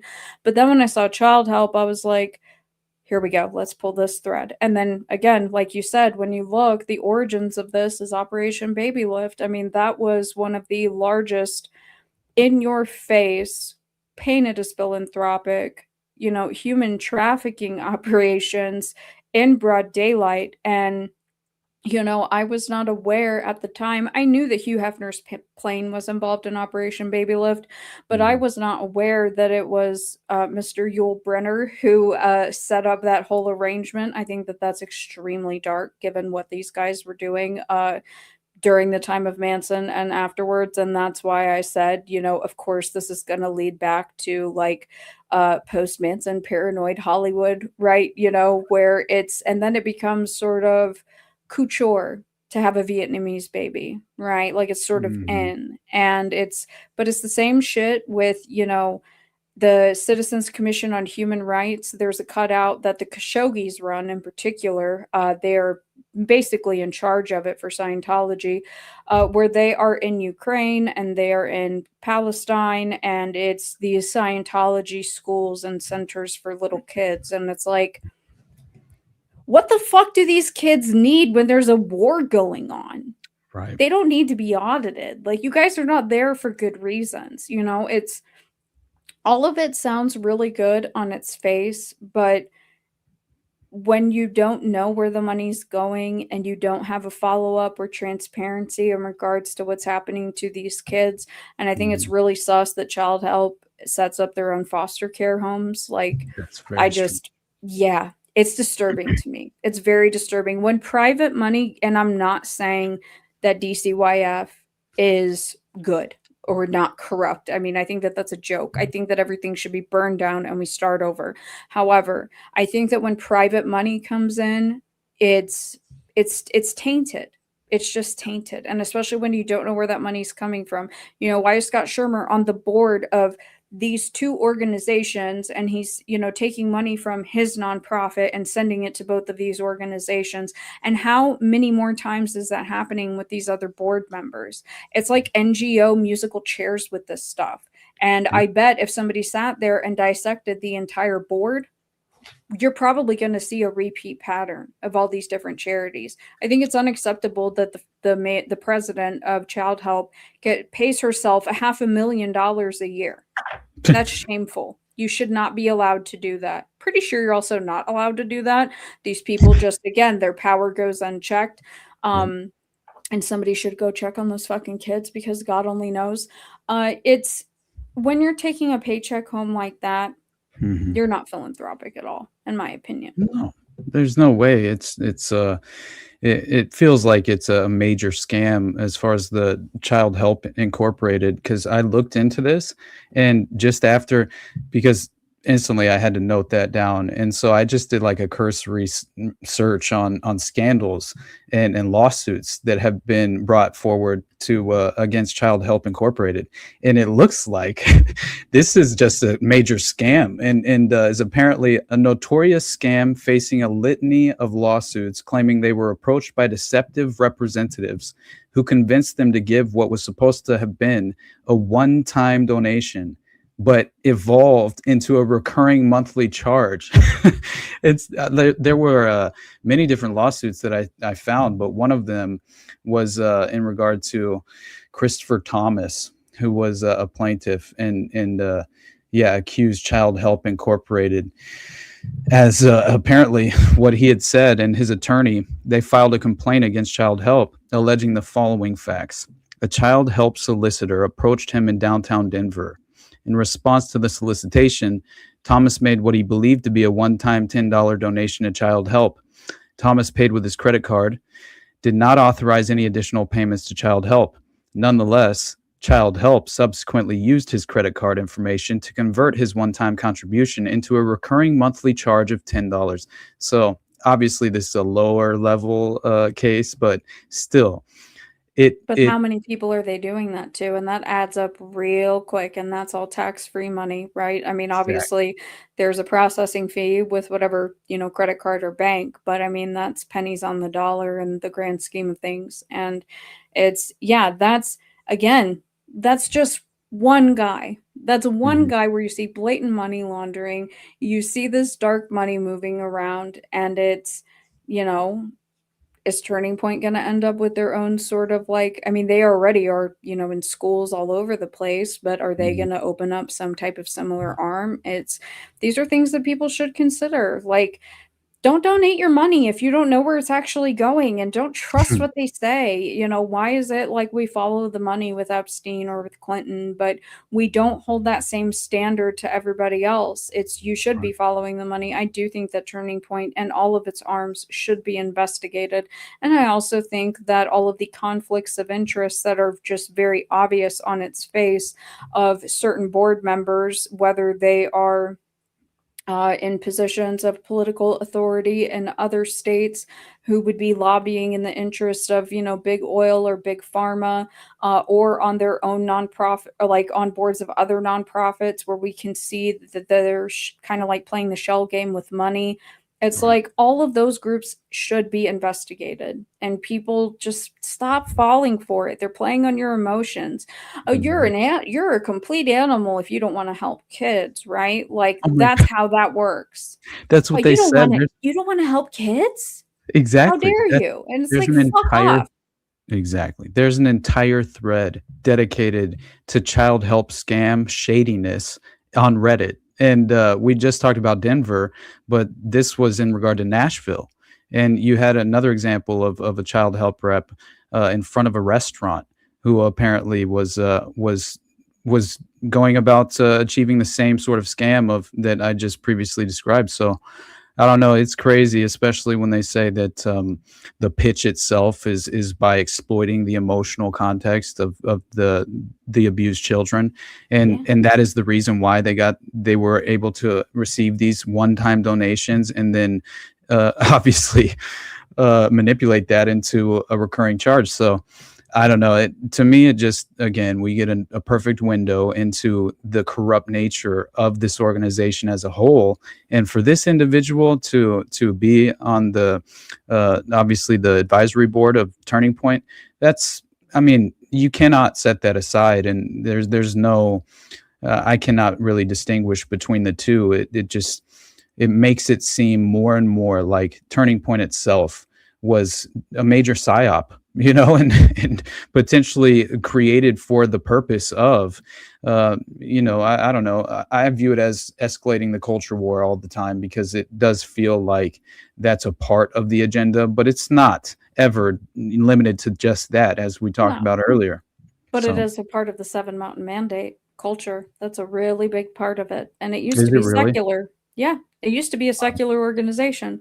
And, when Charlie got teamed up with, I'm not saying that Charlie was secular, but Turning Point was a secular organization that was trying to encourage, students on college campuses to basically not sit there and like scream at each other and act like a bunch of shit lips, right? And whatever. I think politics are fake and gay, don't at me. But then he gets linked up with Rob McCoy, and, Rob McCoy is basically, implanting and to this, the idea of what some call Christian nationalism, Seven Mountain Mandate. Kirk has said countless times when he was still alive, Trump is conquering the seven pillars for God, for the greater good. There's all this religious rhetoric around Trump. And, the alleged assassination attempt with the alleged bullet in the ear and the little miniature My Pillow he taped to it. It's like that was his messianizing moment for the people that we were either on the fence or were already on board with him. It was, oh, they're trying to kill him. He must be doing something right. And what a disappointment he's turned out to be for a lot of people that I know who are not dumb. They're very intelligent and I respect them. But they had a lot of hope and they got taken for a ride, and it's been a really hard pill for them to swallow. But they do play on your emotions with this kind of stuff. And I think that with Turning Point, again, people want to sit there and say like, Charlie wasn't, anybody special. What motivations would another company or another country have? And it's like, guys, I understand you're allowed to have those opinions. I'm not saying one way or the other how I feel. But at the end of the day, this young kid was called the right's new kingmaker, credited with swinging at least 4 states that hadn't gone red in a long time. I won't say never, but he was credited with swinging those states, getting Trump elected, close friends with the vice president and the president and other people like Mr. Vallely, Mr. fucking MindWar himself, right? And all these other shady people, because Vallely's been on the board of Turning Point since 2018. Don't get it twisted. Like, you can think that he's just an asshole who debated kids on campus and whatever. He was still very powerful. To be that young and in that position of power, don't get it twisted. There are a lot of people to benefit from his death, and it's not just financially. Definitely. And by the way, wasn't it just in Erica's most recent public appearance at that Turning Point, what was it? I forget what it was called, but didn't she just give a speech basically yesterday or something to at that AmFest? Yeah, at AmFest. And didn't she come out in support of JD Vance in 2028? I saw a report on that. I didn't actually see it, but if that's true, then it just is so funny. We're going to get him elected. We're going to get him put in office. And I'm like, ooh, is Tammy Faye Baker having an affair with JD Vance? Because, look, lady, I'm sorry, man. She was acting real weird when she was hugging him. And I'm just like, because again, it's, JD is fresh enough as far as age where like he's young enough, because I do think that Charlie was going to be president. I do. I think that he was being groomed to be president. I think that he was in that position for such a long time. And, you know, I'm sorry, you want to look at a guy that's 31 years old, that's, you know, way younger than me, that can sit there and stay calm on college campuses while like people are screaming at him and he's debating. Like, people don't really consider the measure and control that that takes, right? And then he's also doing all these huge turning point events. He's going on stage with Donald Trump. Like, the guy, whether you liked him or not, you have to acknowledge that he was very talented and skilled at what he did, regardless of Mhm. whether you think he was doing good or he was doing bad. And I think that because Kirk is gone, I think that this is just solidifying JD Vance. I mean, I've always thought that they were going to put Vance in because Peter Thiel's always kind of been the one behind the scenes since the Don's first administration, right? Peter Thiel was always there, but JD Vance would obviously be the blatant PayPal mafia, Silicon Valley bro, you know, president. And I Oh, think that a lot of people think that that's cool, right? yeah. A lot of people don't think that it's problematic at all. And Mhm. they think that he's totally legitimate and just this Appalachian guy that just grew up like everybody else, grew up poor. And it's like, Mhm. They don't know about the totalitarian technocratic state, I don't think, and just understanding the origin story of the PayPal mafia, even nor his Facebook. origin story. His book is You're right. bullshit. It's just like Mhm. Candace's origin story. You want to sit there and compare apples and oranges? Do it. Right. You got an African American female, and then you've got like literally the whitest guy ever. Compare those two stories. There's a lot more in common than you would When he's think, and much of questioning. it's bullshit. Right. So you didn't appreciate Hillbilly Legacy or what, or Elegy or whatever the fuck the name of that book was that he wrote, where he's questioning his own sexuality, and his grandma or something is like, "Well, have you sucked a dick before? Then you're not gay." It's so strange, but either way, you have this guy just in no way, no one. Not one of these political actors, got to this position on their own. At least in my opinion, I think they were obviously strategically placed there, and they are answering to the oligarchy in a way, right? And this is something that I even view Peter Thiel, as much as you can specifically hang a lot of I don't know, just the dystopian agenda around his neck in certain ways with Palantir. It's still obviously he seems more like a front man for the operation itself, which I I view think so it's many of changed these that people. way. Yeah. Yeah. And then also just understanding Ambrosia and his quest to become a vampire, basically, and for immortality. It's very interesting to see just an avenue of attempting to gain legal access to adrenochrome. Very interesting, in my opinion. But but Yeah. beyond that, there was one other thing with Peter Thiel that I thought was crazy about him hanging out with some international child sex traffickers of women and children, I guess, from Eastern Europe. And the guy's name is Paolo Zampoli or something to that effect. And he himself apparently was hanging around with Peter Thiel specifically, and it looks as if this fits with Epstein and the emails, as far as some of the dumps showing that essentially Epstein was arranging for to distribute girls to Peter Thiel. Which when I brought that up to Sam on whatever this is, he's like, "But we all know he's gay." And I'm like, hey, you're not wrong. But at the same time, I'm like, I 20 think bucks is maybe 20 bucks. right. I think maybe the sinister nature of the abuse itself isn't necessarily prioritizing the gender of the victim.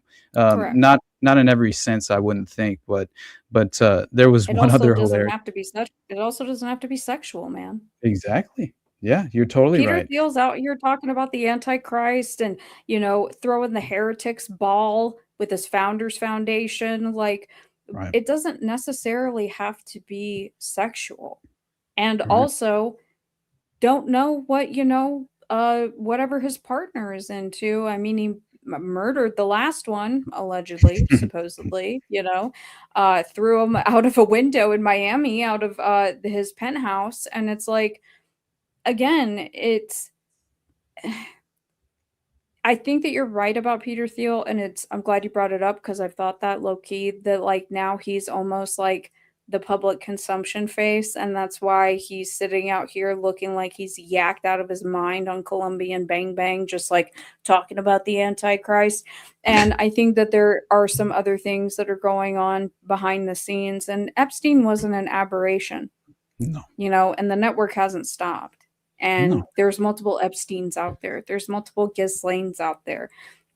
These things, again, they don't happen in a vacuum. It's just like everything else. And you got to wonder. I'm not saying one way or the other. It's just interesting to consider the weight of NGOs, nonprofits, such as Turning Point itself, groups like Child Help, that would benefit from this. Yeah, I completely agree. And that's why I was most really just shocked. And I wouldn't say shocked, but I kind of I was taken aback for a brief moment when you were drawing those lines, connecting the dots to these child care organizations and the Leadership Advisory Council members. It again just further reinforced for me the way the international network of intelligence functions. And these are the cutouts. These are the front organizations to facilitate that very agenda. And so I see that Child Help Incorporated as being almost the reason why I brought up the Finders is because it's very symbolic of the Finders, and so was that other Operation Baby Lift organization, which the Friends, right? Which that alone felt like is just one level away from, I guess, the Finders in a certain sense. One rung on the ladder down or something to that effect in the streamline of the umbrella network, but it felt like. Just from what I researched on Ramon J. Martinez in the Finders, that U.S. Customs agent, who I look at him a lot like I do Todd Click with the Delphi murders in a certain sense, because it feels like someone with real principle who refused to back down in terms of his integrity and pursuing the objective truth on behalf of the victims and holding the individual perpetrators effectively accountable.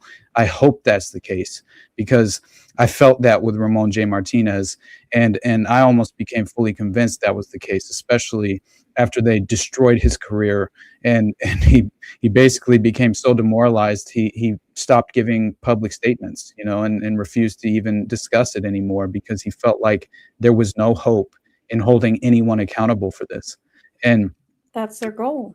That is their goal. And it's so fucking sad to see that what the Finders were up to when they raided the W Street apartments and the warehouse there in DC. I mean, they had intelligence files on private families not related to the Finders.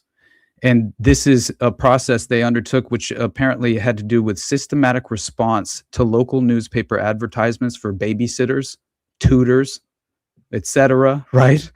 A member of the Finders would respond and gather as much information as possible about the habits, identity, occupation of the family, and then the use to which, obviously, the authorities claimed to not know why they were doing this. But they had an insane, substantial amount of data that they had collected on various child care organizations. So you're talking babysitters that were essentially employees at Georgetown University, which very strange in my opinion. And yeah, I think one woman even had to be notified by the authorities because they alerted her in regard to information that had been discovered, appearing to show members of the Finders reaching out to her in an attempt to find employment as a babysitter. So this is all happening while they find, this altar in a roped off room, velvet roped off room that looked like they had it rigged up for producing child pornography. And they had all these jars of piss and shit and blood that were on the wall, lining the wall of this ritual room. And it's just so and then also a peer-to-peer private node network set up at the apartments. I think might have been the warehouse, but I think it was the apartments, the W Street apartments, where a guy was sitting there when the feds rolled in, or the authorities rolled in to raid the location, and apparently they had already been tipped off as soon as the 1987 arrest happened in Tallahassee. They were tipped off by a communication node in Tallahassee, Florida, on which they discovered this private computer module, apparently on campus at Florida State University.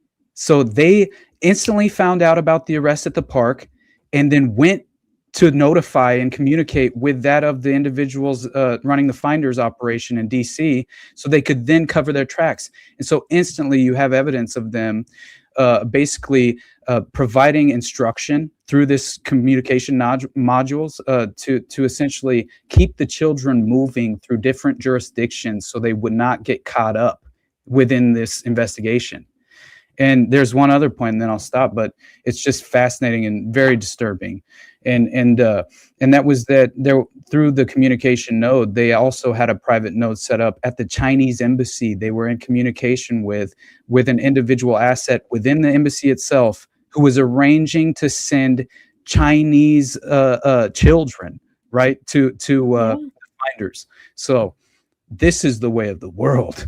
And it is. And they're not the first. They're a really important example of what John David Norman was doing without that type of technology, right? Because I think that the Delta Project and the Odyssey Foundation, that was sort of a way to keep kids moving as well, right? Same thing with the Boy Scouts. Like, people have finally started to co-sign the idea of this vile corruption within the Boy Scouts. And I think that there's still a lot that we don't know as far as the Boy Scouts go. But, you know, with John David Norman, Dean Corll, John Wayne Gacy, that was a very sophisticated network. And I mean, Henry Kissinger put in the orders for that list to be shredded. And that was a very, very, very big list. So it's, you know, the technology was different at that time, but look at the damage that, John Norman was able to cause, just being able to, whoever at the prison allowed him to have a printing press is completely insane to me. But look at the damage that he did in a prison. You know what I'm saying? Right.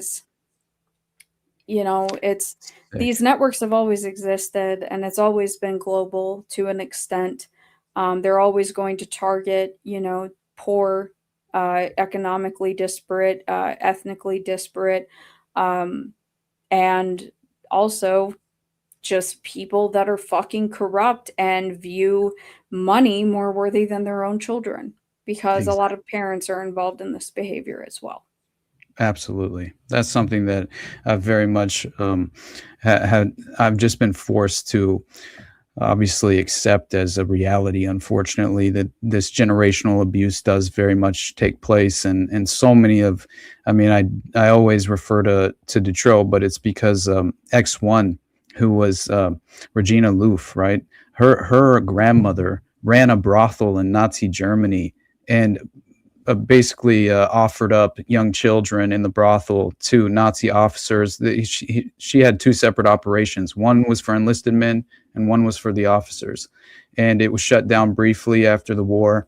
And then she transitioned to Belgium, where I believe she set up the exact same operation. And she was forcing Regina, her granddaughter, to sexually pleasure her. That was how she trained her. And it's just so disgusting. She obviously had many different personalities attached to her dissociative identity disorder, one of them even being the whore. And she was completely and totally submissive to whoever her abuser was, and even talked differently and remained at a specific age based on the altar. It's so sad. But it's something that I think people should finally just be able to come to terms with. As far as, I just recently found out about Timothy McCoy, who was the first victim of John Wayne Gacy.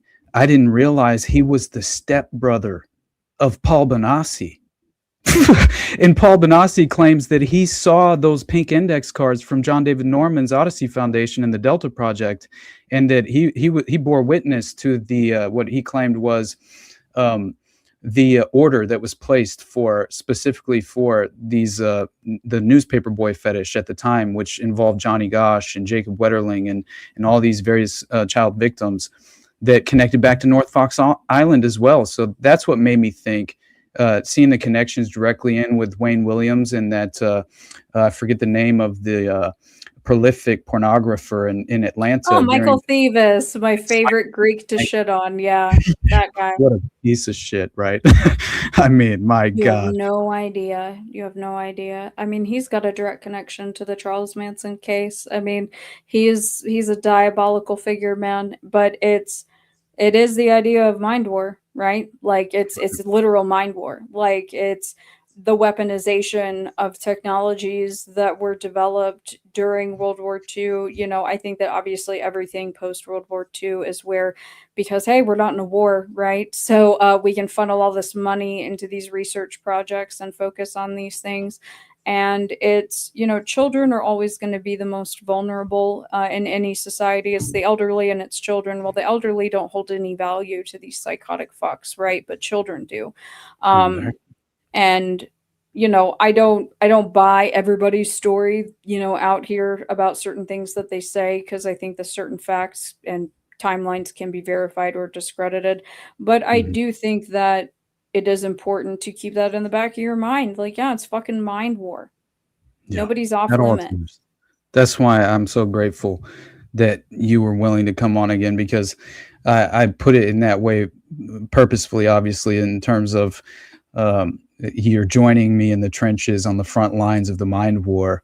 That's where I find myself legitimately on a daily basis. And if you're not bogged down trying to discern for yourself what is true and what is not, and fundamentally manufacture the proper skills in terms of your interpretation of things, and being very skeptical at all times, but also willing to reflect on all of your ideas, and even the ones you hold near and dear, you know, to your core principles. I think everything must be on the table at all times. We have to be willing to change our minds, or, you know, you're running a real risk. And I think that risk becomes inevitably, you're lured into this deceptive framework, and you can no longer interpret reality for what it is. So we're back in the inverted moral landscape. And it seems like children have become the top currency in DC at this point, beyond sexual blackmail. And otherwise, you aren't seemingly ushered into these prominent positions because you will not play ball willingly in terms of facilitating a cover up in this way. But that's just how it feels. I think that Milo, when he was on Tim Pool and he was talking about, like, he's like, I don't want to speak ill of the dead, but I have video, I have audio. Like, Charlie was cutthroat. Charlie was starting rumors that I was sleeping with students on campus and, you know, buying drugs. And it's like, look, I know that Milo's fucking crazy and he's totally gone soft in his Elder Queen era. However, he does. I remember Milo back in the day in 2015 and 2016. So it does make sense to me to hear at least one person, because just like you said, you're not getting anywhere if you're not willing to play ball in some way, shape, or form. And if Charlie was cutthroat and he was willing to show, that he was willing to step on people's necks to get what he wanted, okay, you can't go back and rewind the clock. Like, Milo doesn't seem that mad about it, right? And he's the guy that, you know, he said it happened to him, and that was when his star was rising. So I don't think that it's healthy to deify any of these people, because again, you don't know what their motives are going on behind the scenes, their financial bottom lines, to lie to you. You just don't know. And we usually don't find out until much, much later. Yeah. And the strategic nature of what the Alex Jones Sandy Hook show trial obviously was in my mind a way to really kind of make Sandy Hook just any sort of dissident opinion and critical thinking into that case itself to become the third rail, right? Where you were no longer even allowed to question this. It's illegal. Then, right. And but yet now $1 billion. Exactly. But yet now we're in this environment where you have someone like a Candace Owens who will misrepresent that very subject in a way that I think draws a lot of attention. First of all, to for one, obviously you have individuals who've never even done a cursory dive whatsoever on the issue itself and are just very emotionally attached to the official narrative. But then you have this false representation of the social engineer at play here that is Candace Owens. And all of a sudden Sandy Hook is still seemingly taboo, but it will only be more and more, I feel like, laughable at face value as far as the general public even considering this as a possibility due to the connection and affiliation to that of the mindset of Candace Owens. And so I just see her basically providing a roadblock for anyone to take this seriously, and then to fall into this very much. I felt like it's a way to, again, misdirect everyone from asking the proper questions when it comes down to the bottom line. But Well, and you're anyway. also just being irresponsible with your platform. You're Yeah. sitting there acting like, I'm sorry, her face reads Duper's Delight all day. And in that conversation with Alex, it's no, Adam Lanza wasn't an intern for the CIA. Alex knows that he's sitting there shit coding it, and she knows it too. She knows That's damn well, perfect term. because again, these shows are pre-recorded, okay? Her ads are pre-recorded, the shows are pre-recorded, even if it's a couple hours beforehand. And the fact that they showed that file, what it said, and that there was not a correction on that, it's like, just get the basic facts right. I mean, geez, Alex, aren't you scared that you're going to get sued again, allegedly, right? I remember when Alex Jones was sitting there in InfoWars on the set crying, saying that the IRS and the Democrats were coming to shut him down. And then you get a fucking ad for his vitamin supplements. And guess what? A bunch of people that I know got taken on a fucking ride and they gave him a bunch of money. He played y'all for a fucking fool. And people want to sit here and act like he's a truther. He's not. I'm sorry. He's a shit coder. And I think when he that bent the knee too, right? Huh? When he bent the knee in that context, I think a lot of people who were almost in line with a lot of what Alex once did say about Sandy Hook, it basically cut them off at the knees.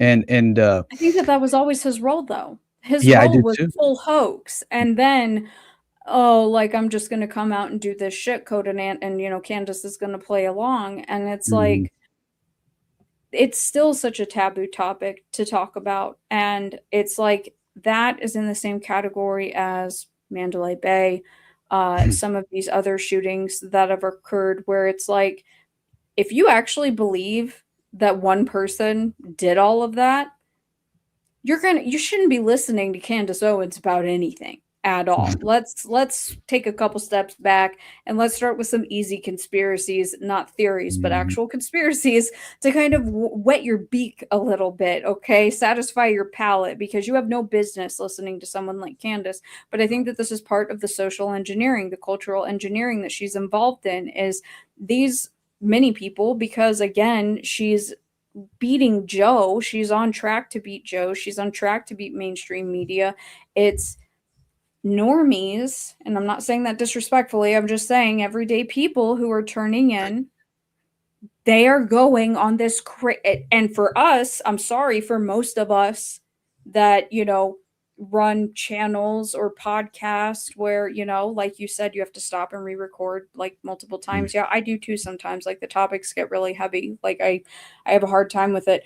Like a lot of us saw through the bullshit from the jump, where we're just like, this chick is jumping all over the place, and once you start to get that pattern recognition and you start to see this trend of this type of behavior, it becomes very obvious. But I think that she's playing her role in basically being a DEI Alex Jones.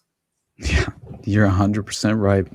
Like honestly, it's something that I'm very proud to have been just instinctually able to interpret at face value in a way, although I don't rely altogether on that. I think it at the very least it's a legitimate set of skills that I'm very proud to have manufactured for myself, honestly, just from prior research. And so I definitely feel like whenever you can spot right the deception Yes. in this very well packaged way, it's not even that well packaged most of the time, but honestly, I the agree. You have to work on those skills and you should be Mhm. proud of it because it does take time. You get fooled. Like I was a fan of Alex Jones until that Ali guy that was, trying to get underage boys for the CPAC convention, Ali Alexander, like that was when I quit watching and I wasn't even really deep in the conspiracy world yet. I hadn't been watching him that long, but like I was ready to, just pump out some babies for that dude. Not that he would have wanted it, but like I was just like, oh, I love this. Like here's a big guy out here yelling, like I'm into it. We all have our things. And it's you have to go through the process of it was the same thing with Whitney Webb for me. I had to go through that process where it's like unlimited hangout. The name of that show is on purpose because they're insulting your intelligence, I can assure you. It's just you like go InfoWars, right? I mean, just like shit. InfoWars. And what Same. was it before that? Prison Planet, right? Yeah. Exactly. It's you have little tells, but you have to go through those learning pains on your own.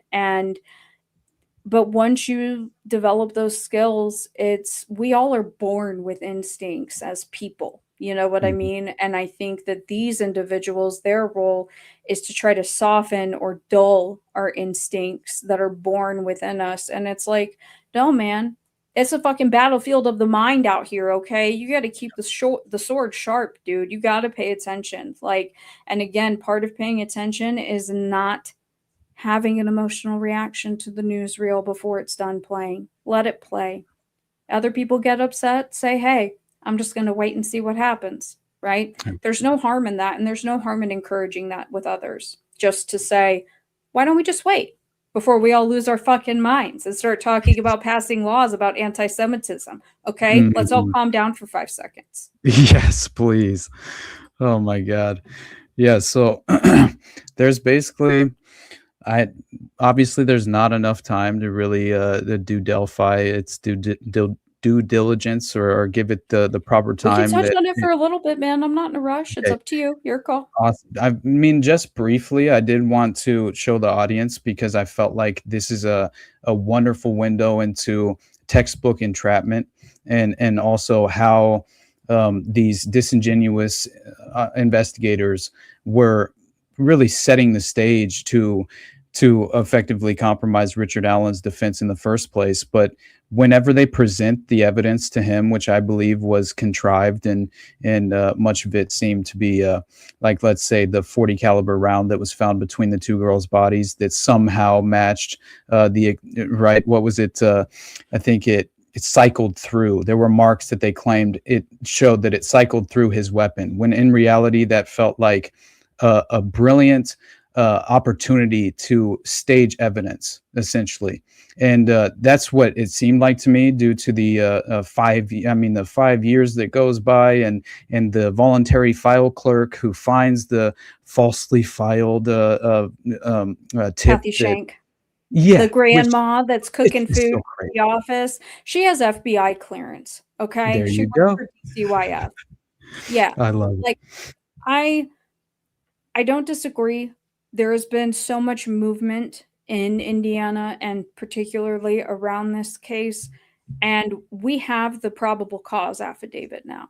And Hmm. that's been released. They lied.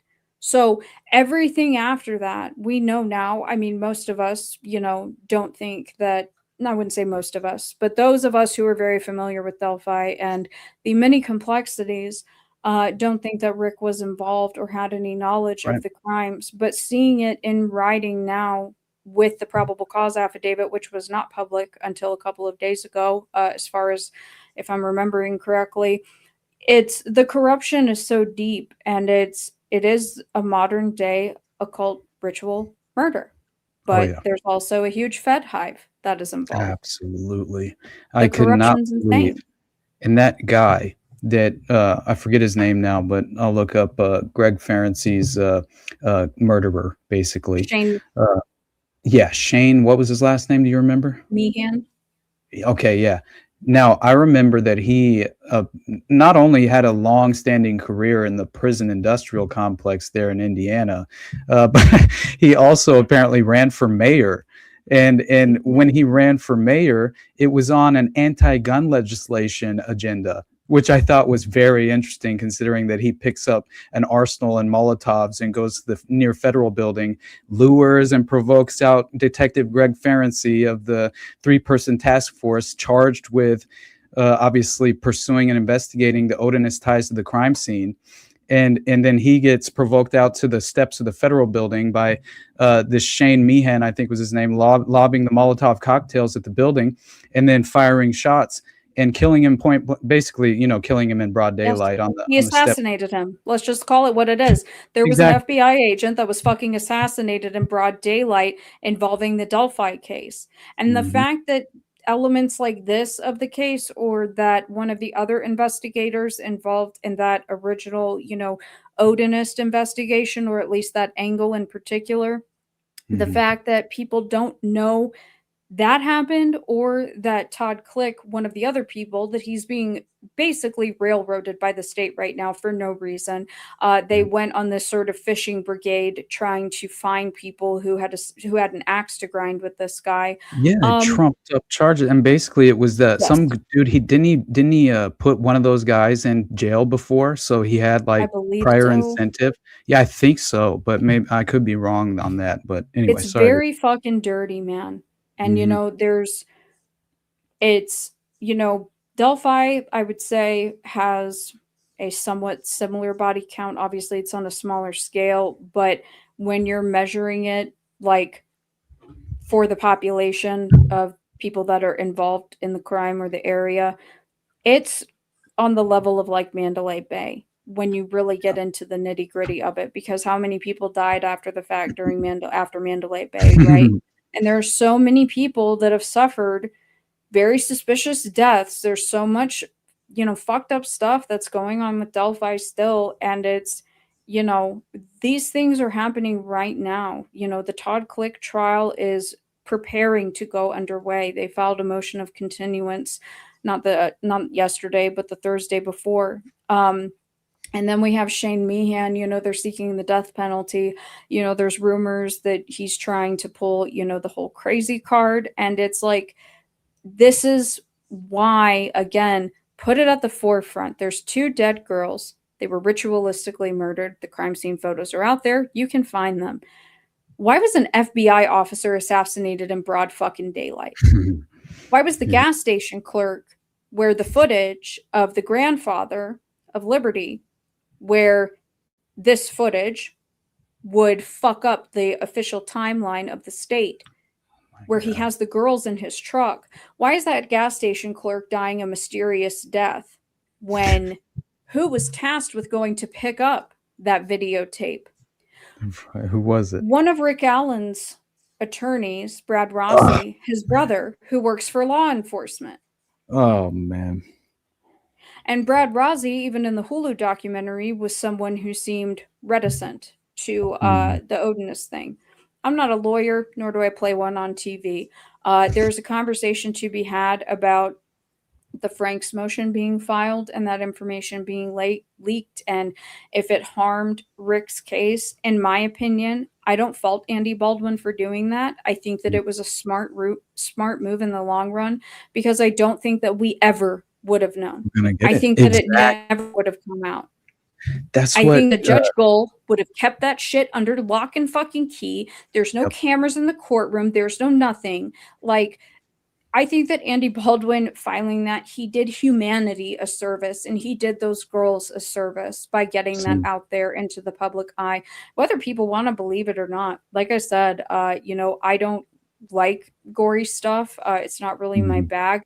But the photos are out there, and you can see. If you're familiar with True Detective season 1, it's the opening scene in the sugarcane field.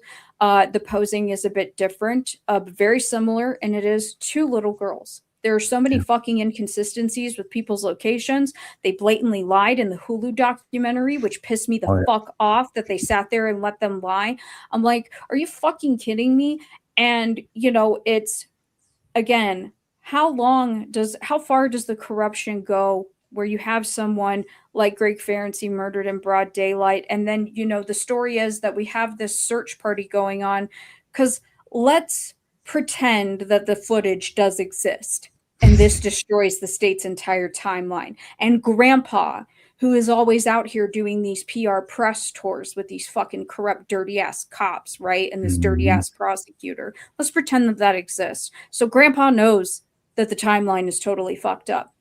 Right. Why is it that when the search is going on for the girls, and obviously many people know that the girls are found on technically Ron Logan's property. I don't think that Lon Rogan was the architect behind it. I think that that's a bullshit red herring. Same thing with Brad Holder. But when people started making phone calls around, I think it was 2:30 in the morning, because the official story is that it was cold and it was dangerous terrain. This is what the cops said in press conferences and in documentary sense, that's why the search was called off. But we have 2 missing little girls out here, right? They're young. They're like 13, 14, 15. They're young. So you're a bunch of pussies, grown-ass men, but we're going to leave these kids out here unless you know something. Why was it actually called off? Because there were multiple independent parties, but one in specific had called and said, hey, I hear screaming. I hear blood-curdling screaming. And this is when everybody was asked to leave except for the volunteer firefighters, a specific set of officers, and Grandpa. Oh my Explain God. that to me. Riddle me that. You know, also I saw someone, I think it was Uncle Ted, asking the chat about why didn't the FBI rain hell down? Well, the FBI was strategically removed from the case just after that scandalous murder of Greg Ferenczi outside the federal building. I felt like that was by design, very much so. And I hope that they open up a huge investigation. Me I too. think that the fact that they forced the FBI out, you know, it speaks to the Old Boys Club going on in Carroll County in particular. I don't think that it's isolated to Carroll County. You know, I won't say where specifically, but I've been there. I did a contract there. It was my first nursing like travel contract ever. And yeah, it's an Old Boys Club. Okay. And there's so many other things that seem unrelated to Delphi, but they are related in their own ways because there's connecting threads or people. For people that are familiar with the Flora 4, the 4 little black girls that died in a house fire, isn't it fascinating that Abigail's grandmother was the one who assessed that house and valued it, I think $200,000 over its actual valuation, and also included terrorism charges. It's all in the family, Dana. And then these little girls die, and it's like, and there's some really dark stuff with, you know, whatever, how they handled that. Anyway, it's how many connecting threads are there? You know, there's the Kathy Shank bullshit. Keep going. I gotta let my dog out. She's freaking out at me. No, Give me go. one You're good. I'm not going right to talk to myself. No, keep going. You have to. Just honestly, I think what you're presenting let right your dog out, man. Go. Okay, Go. all right. I'll be right back. You're gonna pee all over your floor. Listening to this while I'm getting ready for my show today, I just got to say my mind is blown. When does local have jurisdiction over the FBI? I don't know. Here's the thing: is that a lot of that stuff we still haven't seen. Those photos. The photos that everybody knows, bridge guy, the girls on the bridge, that's fabricated fucking evidence. It's fabricated. It's made out of whole cloth. You want to talk about something being made out of whole cloth? It's that. There's a fascinating video. I'm not trying to like plug myself here, but it's in my playlist of channels that I recommend. And it's it's Tentacles something. And girl, I'm so sorry that I cannot remember your channel name. I'm sorry. I did not sleep last night. But it shows the breakdown of these Snapchat videos with some of the state's evidence, specifically like the state evidence number, how the Snapchat photos are very clearly doctored, all of that stuff. We don't know that those girls were even alive on that day that they said that they were alive. We don't actually know when they were last seen because, again, the missing footage from the fucking gas station allegedly would completely screw up the timeline. And I'm sorry, but the Patties are super fucking corrupt, man. And I think that there's many different angles to this entire thing, you know, and it's, was it Libby's dad or Abigail's dad? I don't want to speak out of turn. One of their dads, he's a known snitch, meth manufacturer. One of the moms said that they believed, initially said on camera, I have it saved, you can't gaslight me, that they thought that the girls stumbled onto a meth shack and that shit went south real quick. One of their own mothers. You got to wonder how much these people were paid off. Because getting Rick out of jail doesn't solve anything if the actual perpetrators are not punished. And that includes who, you know, all the people that took the FBI off of the case, because that's a huge element. My God. I just think there was one other thing I just found not too long ago, and it was about basically there's a Freemasonic cemetery that's 1.5 miles from the Monon High Bridge Trail. And and Ron Logan had a huge piece of land. That's what I'm saying. He had a huge piece of land, but he's an old guy. Exactly. I don't think he was involved. I think he had knowledge, though. In my personal opinion, I do believe that, and I cannot remember, the guy's last name is Murphy. He had suggested in his report that he provided over to ISP that when they execute the search warrant, to look at his plumbing. Right? Which that makes sense if they're draining blood. Yeah. Well, by the time they execute that search warrant, guess who has new plumbing in his house? Ron Logan. Okay. So do I think that this old guy was some maniac? No, but it is well known among the locals that he would allow pretty much anybody do whatever on his property, including cooking meth. I'm sure that there was a lot to gain from that financially. There was the hog farm that was close by as well. There's also a lot of these individuals involved in these sort of seedy circles that all come, many of them work at this specific car dealership, not that far from where the girls were found too. There's just so many different weird angles to the entire thing. And again, the truth should come out and the actual perpetrators should be punished. Getting Rick out of jail accomplishes nothing if the real people are not punished. And that's why I don't like the Free Ricky movement, because these people just want to get Rick out of jail, but their number one rule in all of their forums is you are not allowed to question the action or inaction of the family or insinuate their guilt. And I think that that's bullshit. Because I do think that the family knows, and I do think that the families were involved. It's my opinion. I'm allowed to have it. I don't care what people think.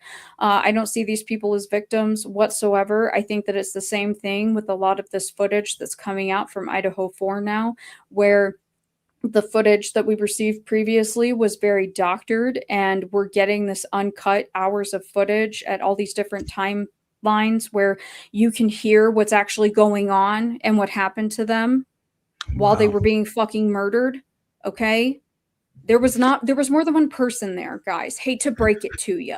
Okay. Right. I remember I wasn't even familiar with the case. I was at work, and I'm going to stop ranting now, but I was at work. I was at the hospital, and like, I love bullshitting with my old patients. Right. So I'm in the ICU, and they're watching the news, and I'm not even like paying attention. I'm like setting up an IV or whatever, but like they had just announced that they had arrested Brian Koberger, and they were like, he was a criminology student, and there's blood seeping out of the house. And like, and I literally just looked at the TV and I said, that didn't happen. That's not real. I'm like, this sounds like some FBI Mindhunter John Douglas bullshit, because it is.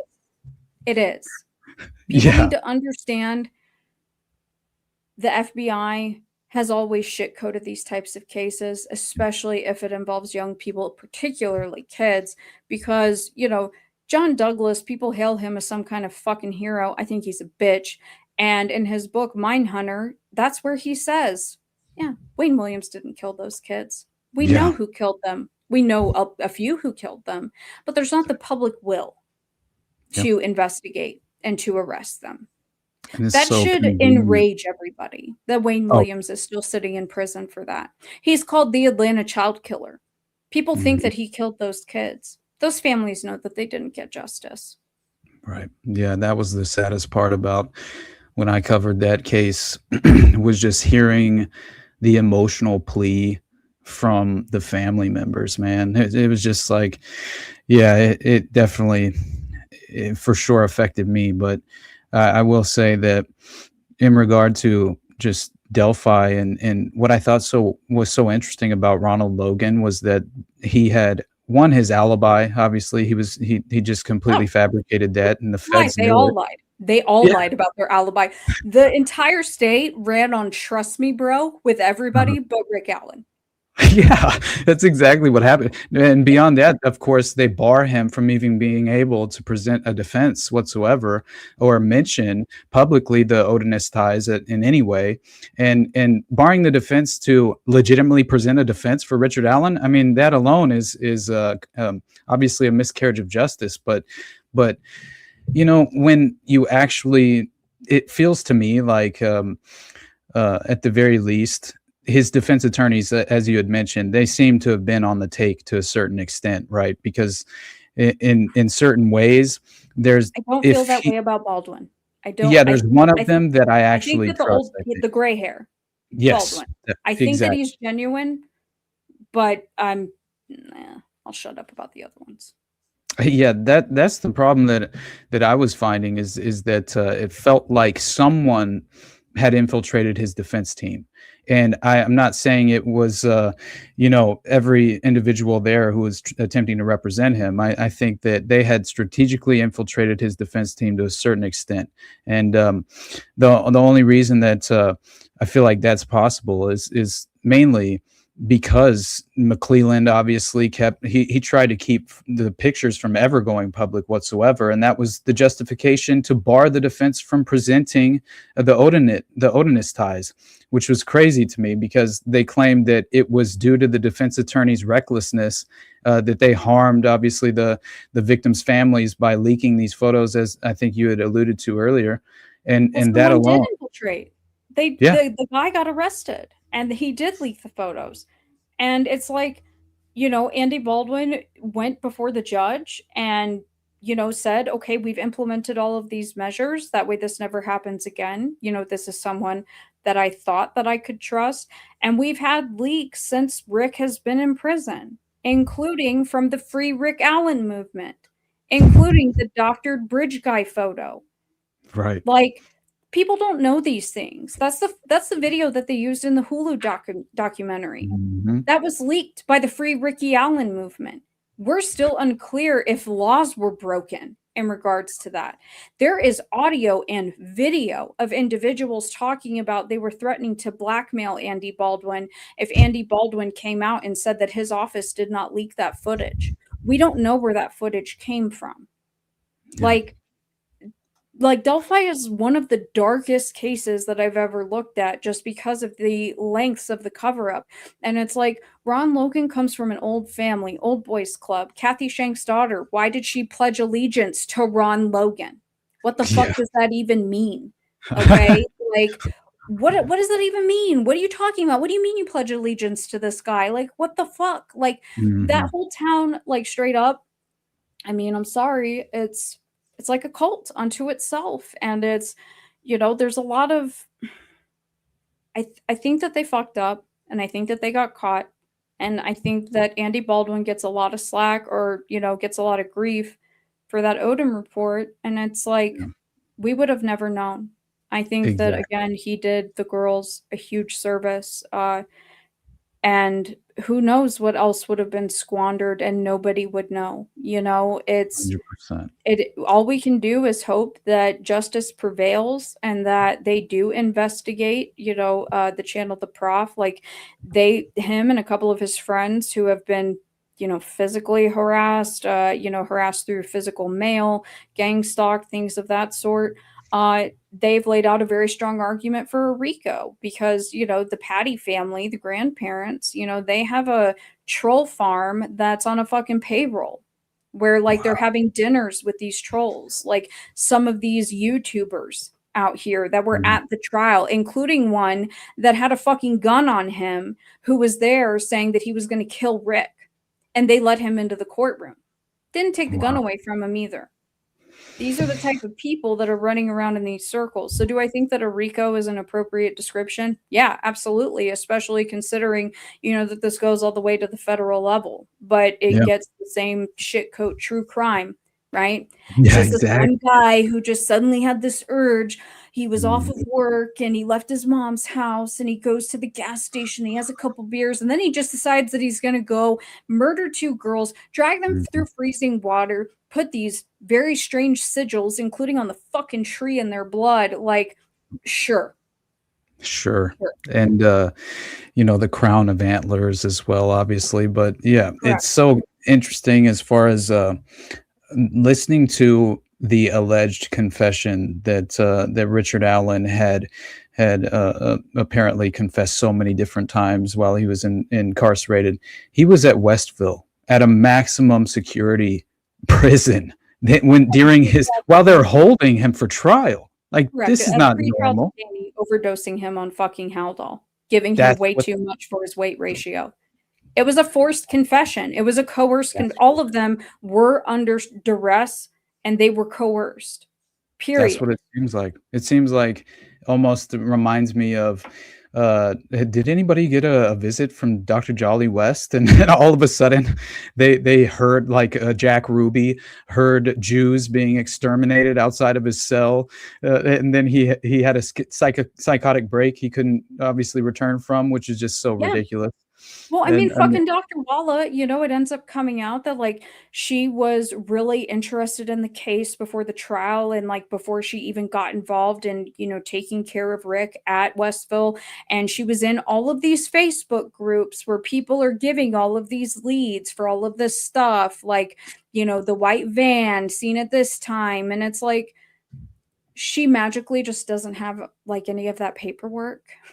From these sessions with Rick while she's in jail. And we know people have seen the photos. I think that's what was so jarring for people was the before and after, where there's vomit on his shirt and he's lost so much weight. And he was tortured by legal standards. The Geneva Convention was fucking violated for the murder of 2 girls in bumfuck Indiana. And they pinned it on one guy. Why? Because there's a bigger network at play. Exactly. And Holman is a piece of shit. Jerry Holman, I think is his name. Yeah.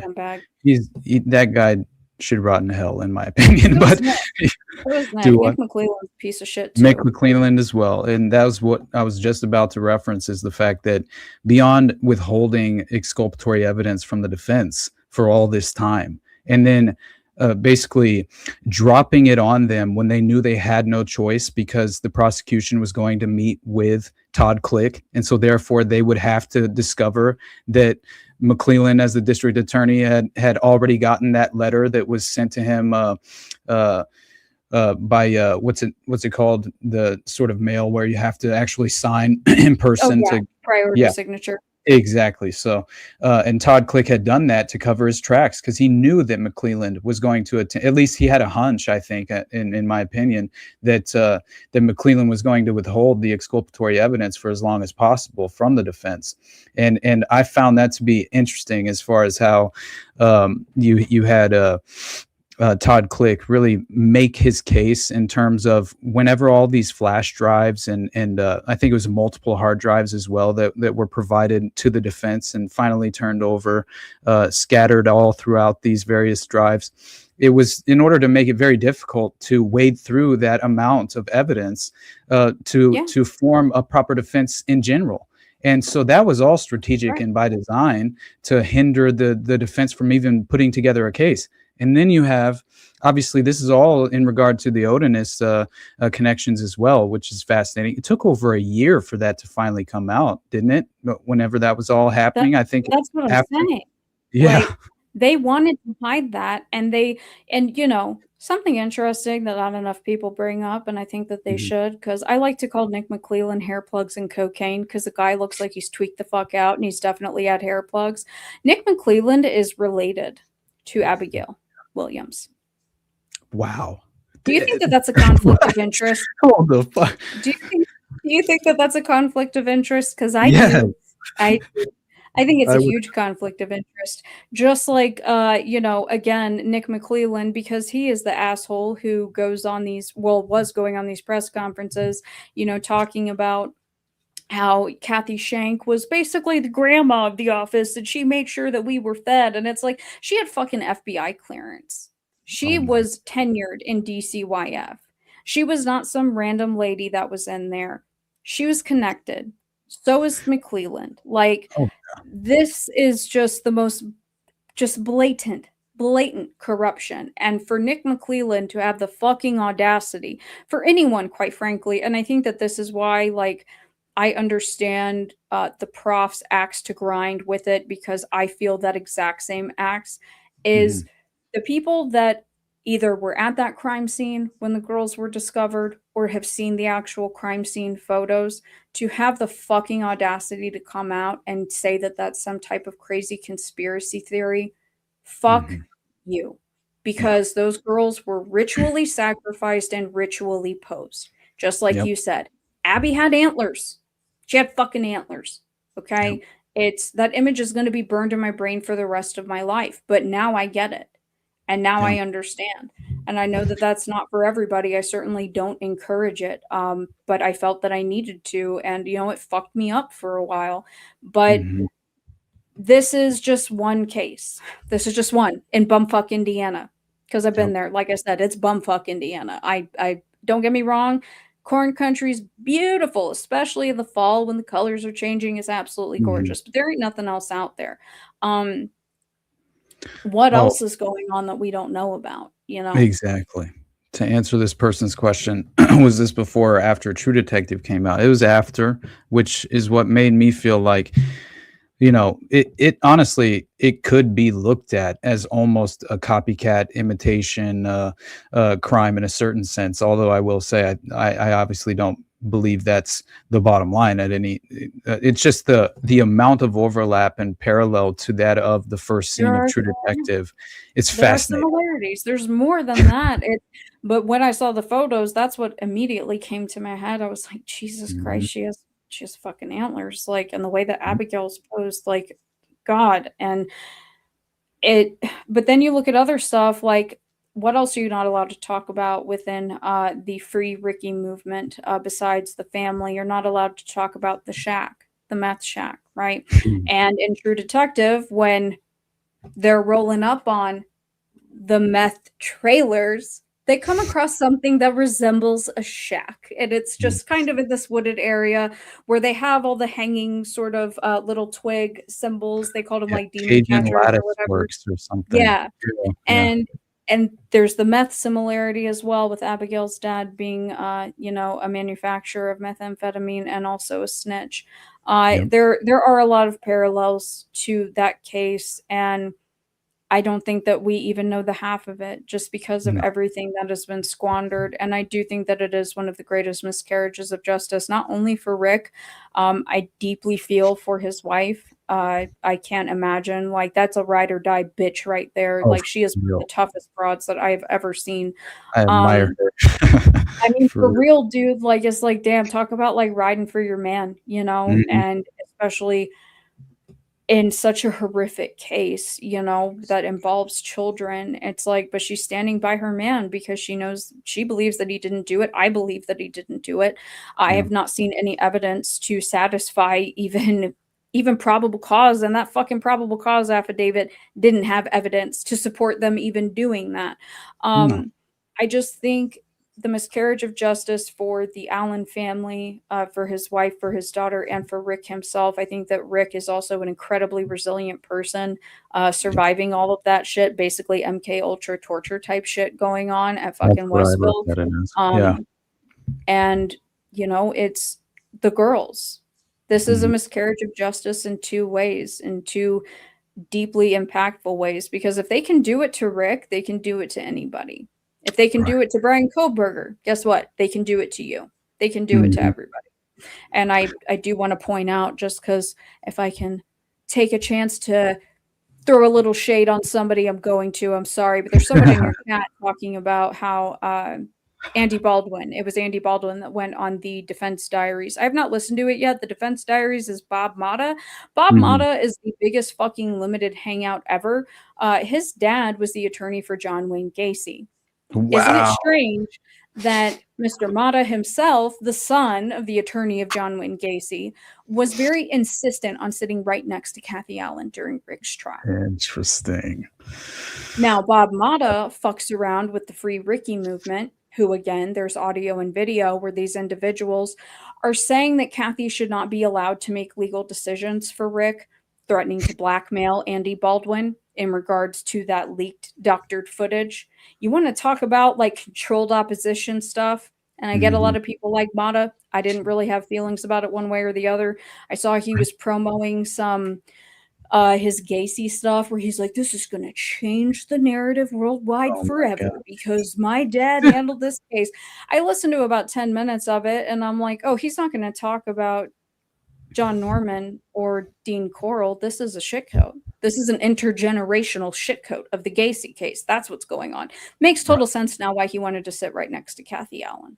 Oh yeah, that is a modern Mockingbird if I've ever seen it, in a way, controlling the narrative. But yeah, how about this? I'll play that video, a little bit of the interrogation. It's only brief; it won't take long. I just wanted to show the audience because to me, it fully reinforces what we have been saying in regard to Richard Allen's innocence, and it's also textbook in terms of how not to engage with investigators if you're ever in a position to have to deal with the police. Just Rick don't Allen. do it. Do not talk to the cops at all. Do not fucking cooperate. That is the tale that everyone should take home from the fucking Delphi case. Do not talk to the police. Because he was fully willing to cooperate at the beginning. I found it so interesting to see the evolving, really disingenuous, and just as far as the investigators themselves and how they were dealing with him. They were setting him up, and it was so obvious. And so then you have Richard go, I believe, to pick up his car one of the following days after the first interrogation that he had gone through. And this is when he was fully set up, in my opinion. And you see this, basically, it's when they dropped the bombshell of the 40 caliber round that I believe was planted between the girls' bodies, claiming that the extraction marks on the round match his gun. And his reaction, oh God, talk about genuine. Right? Like, so we have to watch that. But just before I play it, there's one thing I wanted to address as far as Todd Click and that letter that he sent to McClellan, because I found it so interesting that when he was, I think it was Richard Allen's probable cause affidavit, Click became like extraordinarily concerned that all of the information contained in the affidavit pointing the finger at Richard was far less compelling, according to Click, than the totality of the information that Detective Ferenczi, Detective Murphy, and he himself, Officer Click, had accumulated during the Rushville portion of their investigation.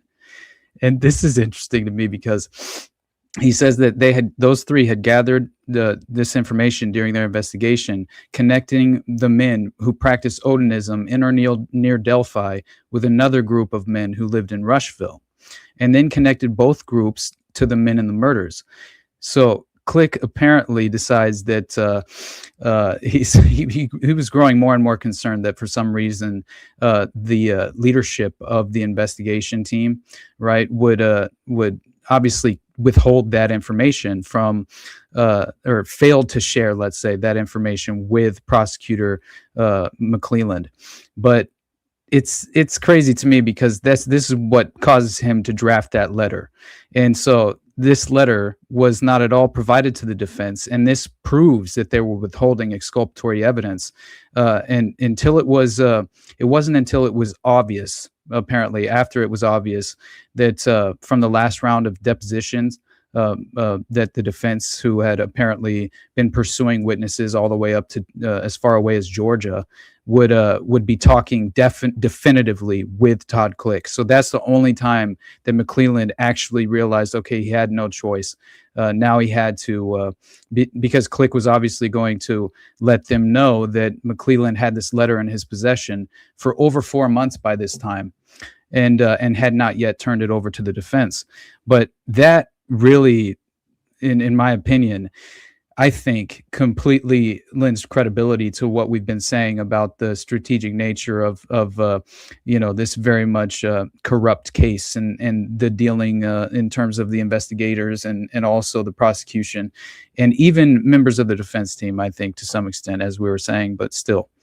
Then what I found most interesting is obviously he has a conversation with the individuals. I believe McClelland ends up sitting down with him for a brief time, and what he claims that they were doing to him when they're talking, as far as like Todd Click claimed that he was being interrogated to find out what he knew, instead of actually confirming any of his investigative evidence, which that is in my opinion, obviously a red flag above all, to a certain extent. McClelland shouldn't have been allowed to prosecute the fucking case from the jump. Right.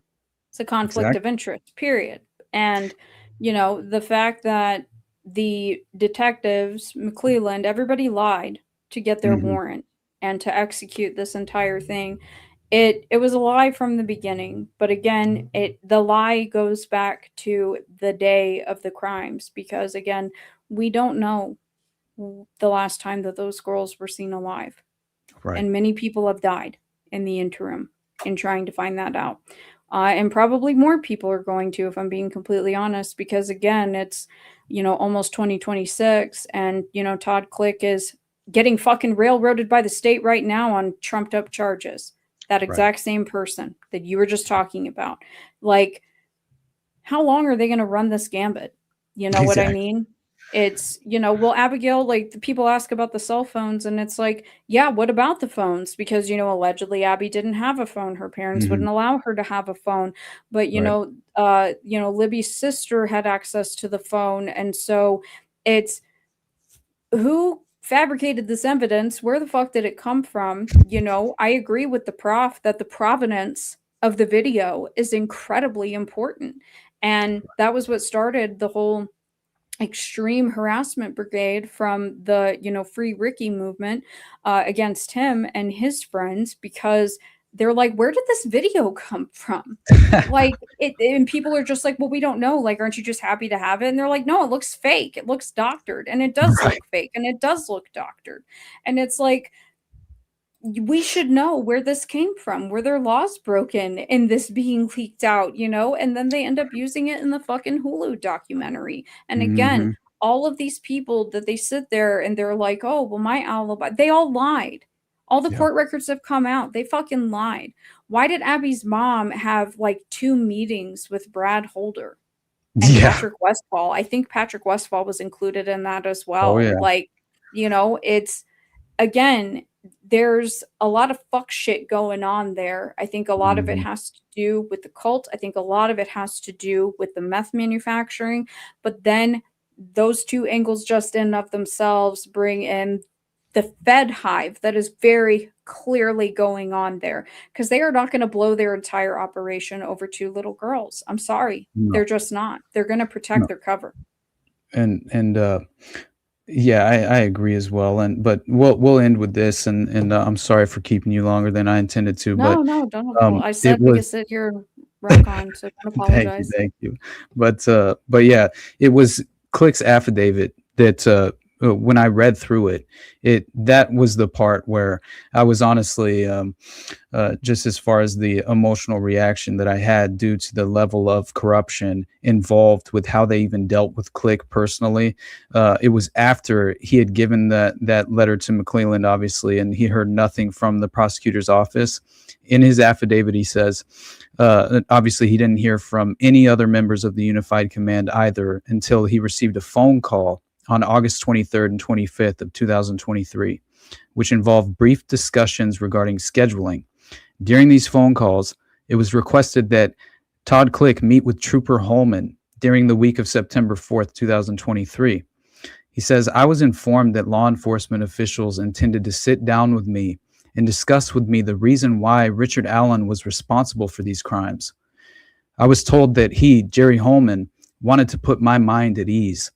However, during the meeting with Detective Holman and a second detective whose name I am unfamiliar with, there was no discussion or offerings as to why they believed Richard Allen was guilty of the charged crimes. I believe the interview was an attempt by them to clean up their loose ends, knowing that they had given very little, if any, attention to the investigative efforts of myself, Detective Ferenczi, and Detective Murphy. Emphasis added. And I just thought it's a beautiful window into the mind of Todd Click and what he was enduring in that moment as well, you know? Yes, absolutely. To put it's those words, to put my mind at ease. What the fuck do you need to put my mind at ease for? The evidence should speak for itself. But, you know, Holman, fucking dickwad, is sitting there looking at someone who he knows that there's more to this whole thing. And so it was probably like a cat and mouse game, like a staring contest, right? Who's going to blink first? And I just, you know, and Rise to Liberty had asked, you know, if there's a porn angle to this. Yeah, absolutely. You know, That I'm not makes even sense. going into the CSAM with Keegan Klein and Oh, these God. phones that were That's another preloaded day, with Dana. CSAM. Yeah. Yeah, that's a whole other thing, man. Right. Like, and if the sister possibly catfished her own sister and Right. Abigail to meet this known pedophile, like, who really why did they meet Keegan Klein? Why did Nick McClelland go and meet Keegan Klein on No like kidding. this weird base near the prison where like there was no press that would be allowed there? Like, it's Perfectly normal. you know what it reminds me of is what INS and FBI told Ed Sanders and Larry Larson about the hit on Sharon Tate with the process, right? And about how she had overheard something in regards to Sirhan are in relation to. And when they said, well, what did she hear? They said it's a matter of national security. I have a feeling that that's the kind of fuck shit that's going on in Delphi. I think that Absolutely. there's like straight up. It seems over dramatic, but all this fanfare and cover up doesn't make sense. Kids get killed every day. Yeah. Yeah, no, it's this is again the most perfect window into the corrupt just as far as the criminal justice system in general, and how much and how often and frequently it's infiltrated and disrupted. I mean, it's very rare you actually have the right to legitimately defend yourself, and even then you better have enough money to do so and hire a proper attorney, because if you get that public defender, good luck, you know. And that's just the way it goes. But That's why I say the story of Rick Allen is don't talk to the cops. exactly. And I'm not somebody that's anti-police. I'm somebody that you treat them with respect. You're polite just as you would be anybody else, but don't fucking talk to the cops. And there's no better example than the interrogation videos of Richard Allen, unfortunately, which, again, as I mentioned, gives us the perfect lens into how you should and should not engage with the authorities or investigators in any real way. But I will say, at some point, I'm going to have to actually clip those interrogation videos, because I have them all, but they're super, like, some of them are pretty long. And so I just haven't clipped it up. So I'm relying on this woman's presentation, and she's let's just say very off-putting. But Oh, that's Kathy Shank, whose daughter pledged her allegiance to Ron Logan yeah, she's the file clerk, basically the volunteer with file FBI clerk. clearance. Yeah. But this is from a woman's, like, I think it's her true crime show or something. So I tried to write down just the couple of timestamps I wanted to show from the actual interrogation video that she plays, because I did find them to actually be picked and isolated fairly well. So we'll do this, and then we'll get the hell out of here, and you can do your plugs. So, but I did think that it also provides an example of the prison confession, and you hear the wife, and it's just like, my God, it had to have been so sad to have gone through that. His own attorneys were like, he can't even help us in regard to his defense. They've legitimately affected him psychologically to that level. But anyway. Kathy Shank, a clerk volunteering, had found Richard Allen's name on a report that was filed away incorrectly and marked for follow-up. In October 2022, Indiana State Police came looking for Richard Allen. I can tell you that if that picture was, I mean, you can sit and take anybody and say, well, if they were wearing this and wearing that, that could be done. If that picture was taken from one of the girls' phones, here's the problem with that. Because I've never met them. No, but listen, here's the problem with that. You know why you can put a lot of people and say they're wearing blue jeans and a blue coat, but you know what the difference is? No, you said you were there. Well, sure I did. We have people that saw you. Okay. Ricky said you were okay yourself. There aren't that many people that saw me. I mean, I'm sure I didn't miss that many people. If they walked behind me, I guess. Kathy Allen said that her husband, he knew something wasn't right as he was being interrogated. That interview was on October 13th, 2022. Then 13 days later, Richard Allen went to pick up his car, and the questioning resumed. Okay. So we took your gun, your 40 cal SIG, and we sent it down there to the lab to have it matched with an item that we located on February the 14th when we found the girls. Okay. And that item was a 40 caliber Winchester round. We found that at the scene. Okay. The extraction marks on that round match your gun. No, they don't. So This is okay. just hear me out. I'm just trying. So this is the round. Okay. Those are the extraction marks. That's the best picture of them. There's actually 3 of them. I don't even know how my bullet would have gotten out there if that's my bullet. It's without a doubt that this is very scientific. So let me show you a picture of this round where it was found. That's the round right there. It hadn't been out there very long. That is Liberty's foot. It's within 6 inches of one of the dead girls' bodies. There's no way. There is. I'm telling you, there's not. How did that round get there, Rick? I don't know how the round got there. What I'm telling you is, if that is truly what you're saying it is, it's not my round. I cover a lot of really scary crimes. Now we have to skip to the one last part of this brutal video that I wanted to show you, which is basically when his wife Kathy enters the interrogation room. It's super sad, honestly, because imagine, and this is before she's fully confident that he's innocent, right? So she's not entirely certain of what's happening in this moment. She's being very much, I would say, just shocked and surprised and caught off guard in the same way that Richard is, right? Which is just, I can't even imagine trying to come to terms with what the hell the police are telling you your husband is responsible for, which obviously she didn't. I know she's always maintained his innocence Oh, because she she did. remembers the day, but Yeah. like, I think that this is hitting her, that Mhm. this situation is unfolding, and it obviously started with the warrant on the house, right? And them taking the vehicle, and she talks about how, the neighbors, all these people are seeing this, and obviously nobody thinks that it's going to go this far, right? Rick thought that he was doing the right thing. And that's a fucking lie too about Kathy Shank with that lead, because guess what? The file dumps, it's come out. Guess who fucking took that lead and filed it? Holman. Fucking Holman. There you go. The It took 5 years, what, 5 years, something like that, for that to come out? But yes, Mhm. it is heartbreaking. And she is Yeah, absolutely a stand-up woman.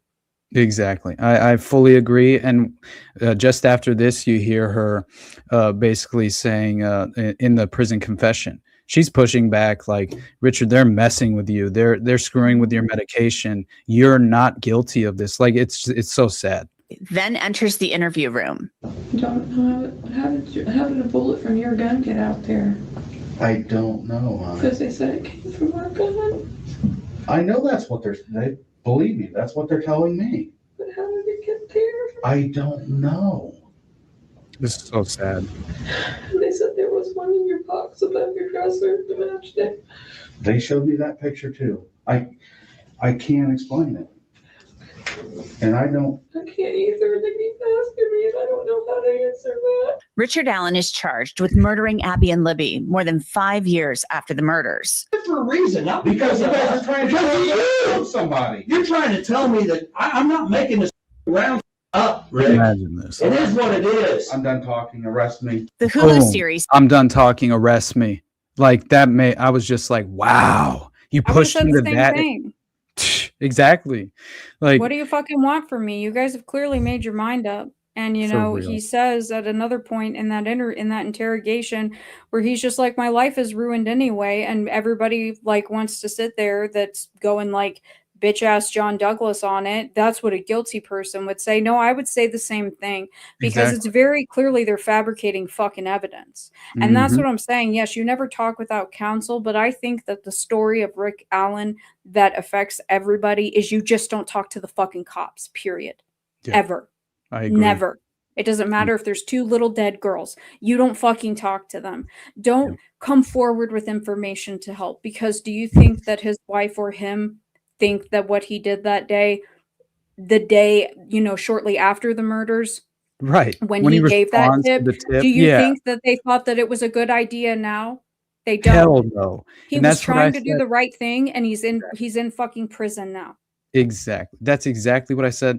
I think it was last night, or what the hell? Today's Friday. Yeah, it was Wednesday night. I was talking to I think the Veritas Road is the name of their podcast, and they had me on to discuss a little bit of Delphi, and yeah, it's exactly, you know, what I said. It's like, imagine you have nothing but good intentions. You're a naive individual, a member of the general public, and your wife comes home and says, "Hey, the authorities are obviously requesting for anyone who has any knowledge and was at the Monon High Bridge Trail that day would come forward with some testimony of some kind, or whatever their perspective was on that day." And then he has the best of intentions in my mind, and then obviously listens to what his wife has to say, goes in and with his heart in the right place, attempts to give a legitimate statement. And then that very statement, this is when I think he made the list for plausible patsies later on down the line, when they needed to have a fall guy for the overall network and the operation at large. So anyway, this is the last part. It's only a few seconds, and it's basically that prison confession, and then we can plug and get out of here. But I do feel like this does, like you said, it provides us with exactly that, a textbook example of why you do not volunteer any information to the authorities whatsoever, and certainly don't get yourself involved on some sort of a witness list of some kind. I mean, God forbid, you're running a real risk at that point. Anyway, touches on some of Richard Allen's jailhouse confessions. He called his mother and his wife several times from the prison where he was being held and confessed. I just wanted to apologize to you. What's going on, sweetheart? I did it. You did No, what? I did it. What? I killed Abby and Libby. No, you didn't. Yes, I did. No, you didn't, Darren. Yes, I did. Don't say I don't you know didn't. why. No, you didn't. No, you didn't, Darren. You're not feeling well. There's Mhm. something wrong. They've messed up your meds or something there. No, I mean, I evidently did it. No, you didn't. Did it. Why would you say that? Because maybe I did. No, you didn't, dear. I think I did. No, you didn't. They are screwing with you there, and I'm trying to get to the bottom of it. Boom. There's something wrong. They are messing with you. They are messing with your mind. And that wasn't a one-off. Ricky Allen said that he did it many, many times. His lawyers would say it was due to the conditions he was being kept in pre-trial, a maximum security prison, not a county jail, and he was being medicated. I did it.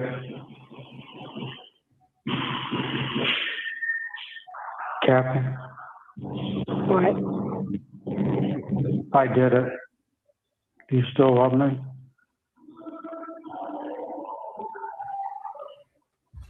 Yes, dear.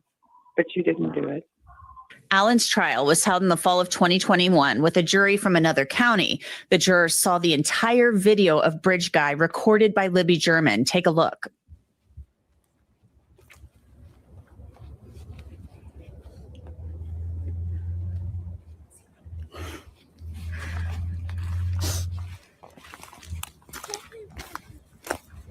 See, this is the path that we go down.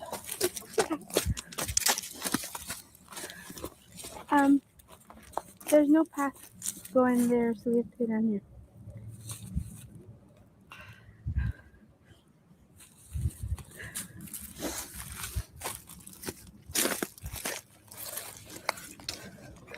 Hi.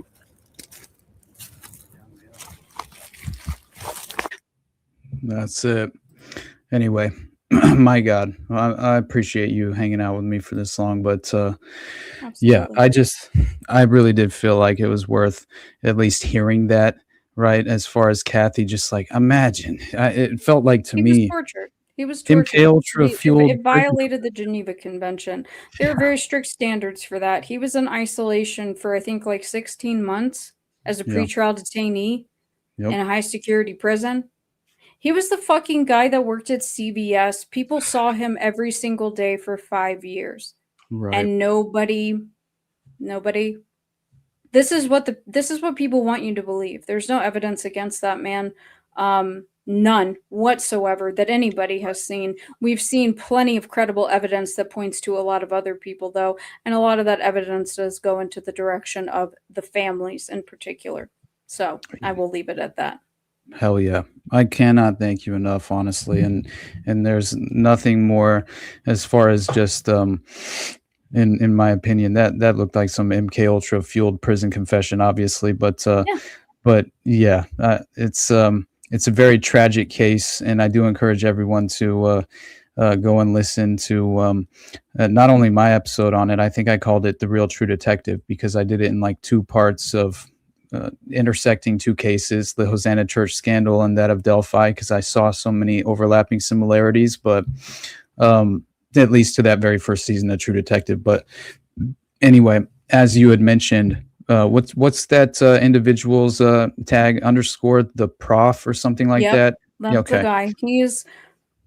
I don't like to call people experts. I also don't like to go out here and simp for people, but I did put in the channels that I recommend in that list, part 1 of his The Truth About Delphi. These are very long series that he put together, but that's where you're going to get the truth. And it's going to be the uncensored, unfiltered truth.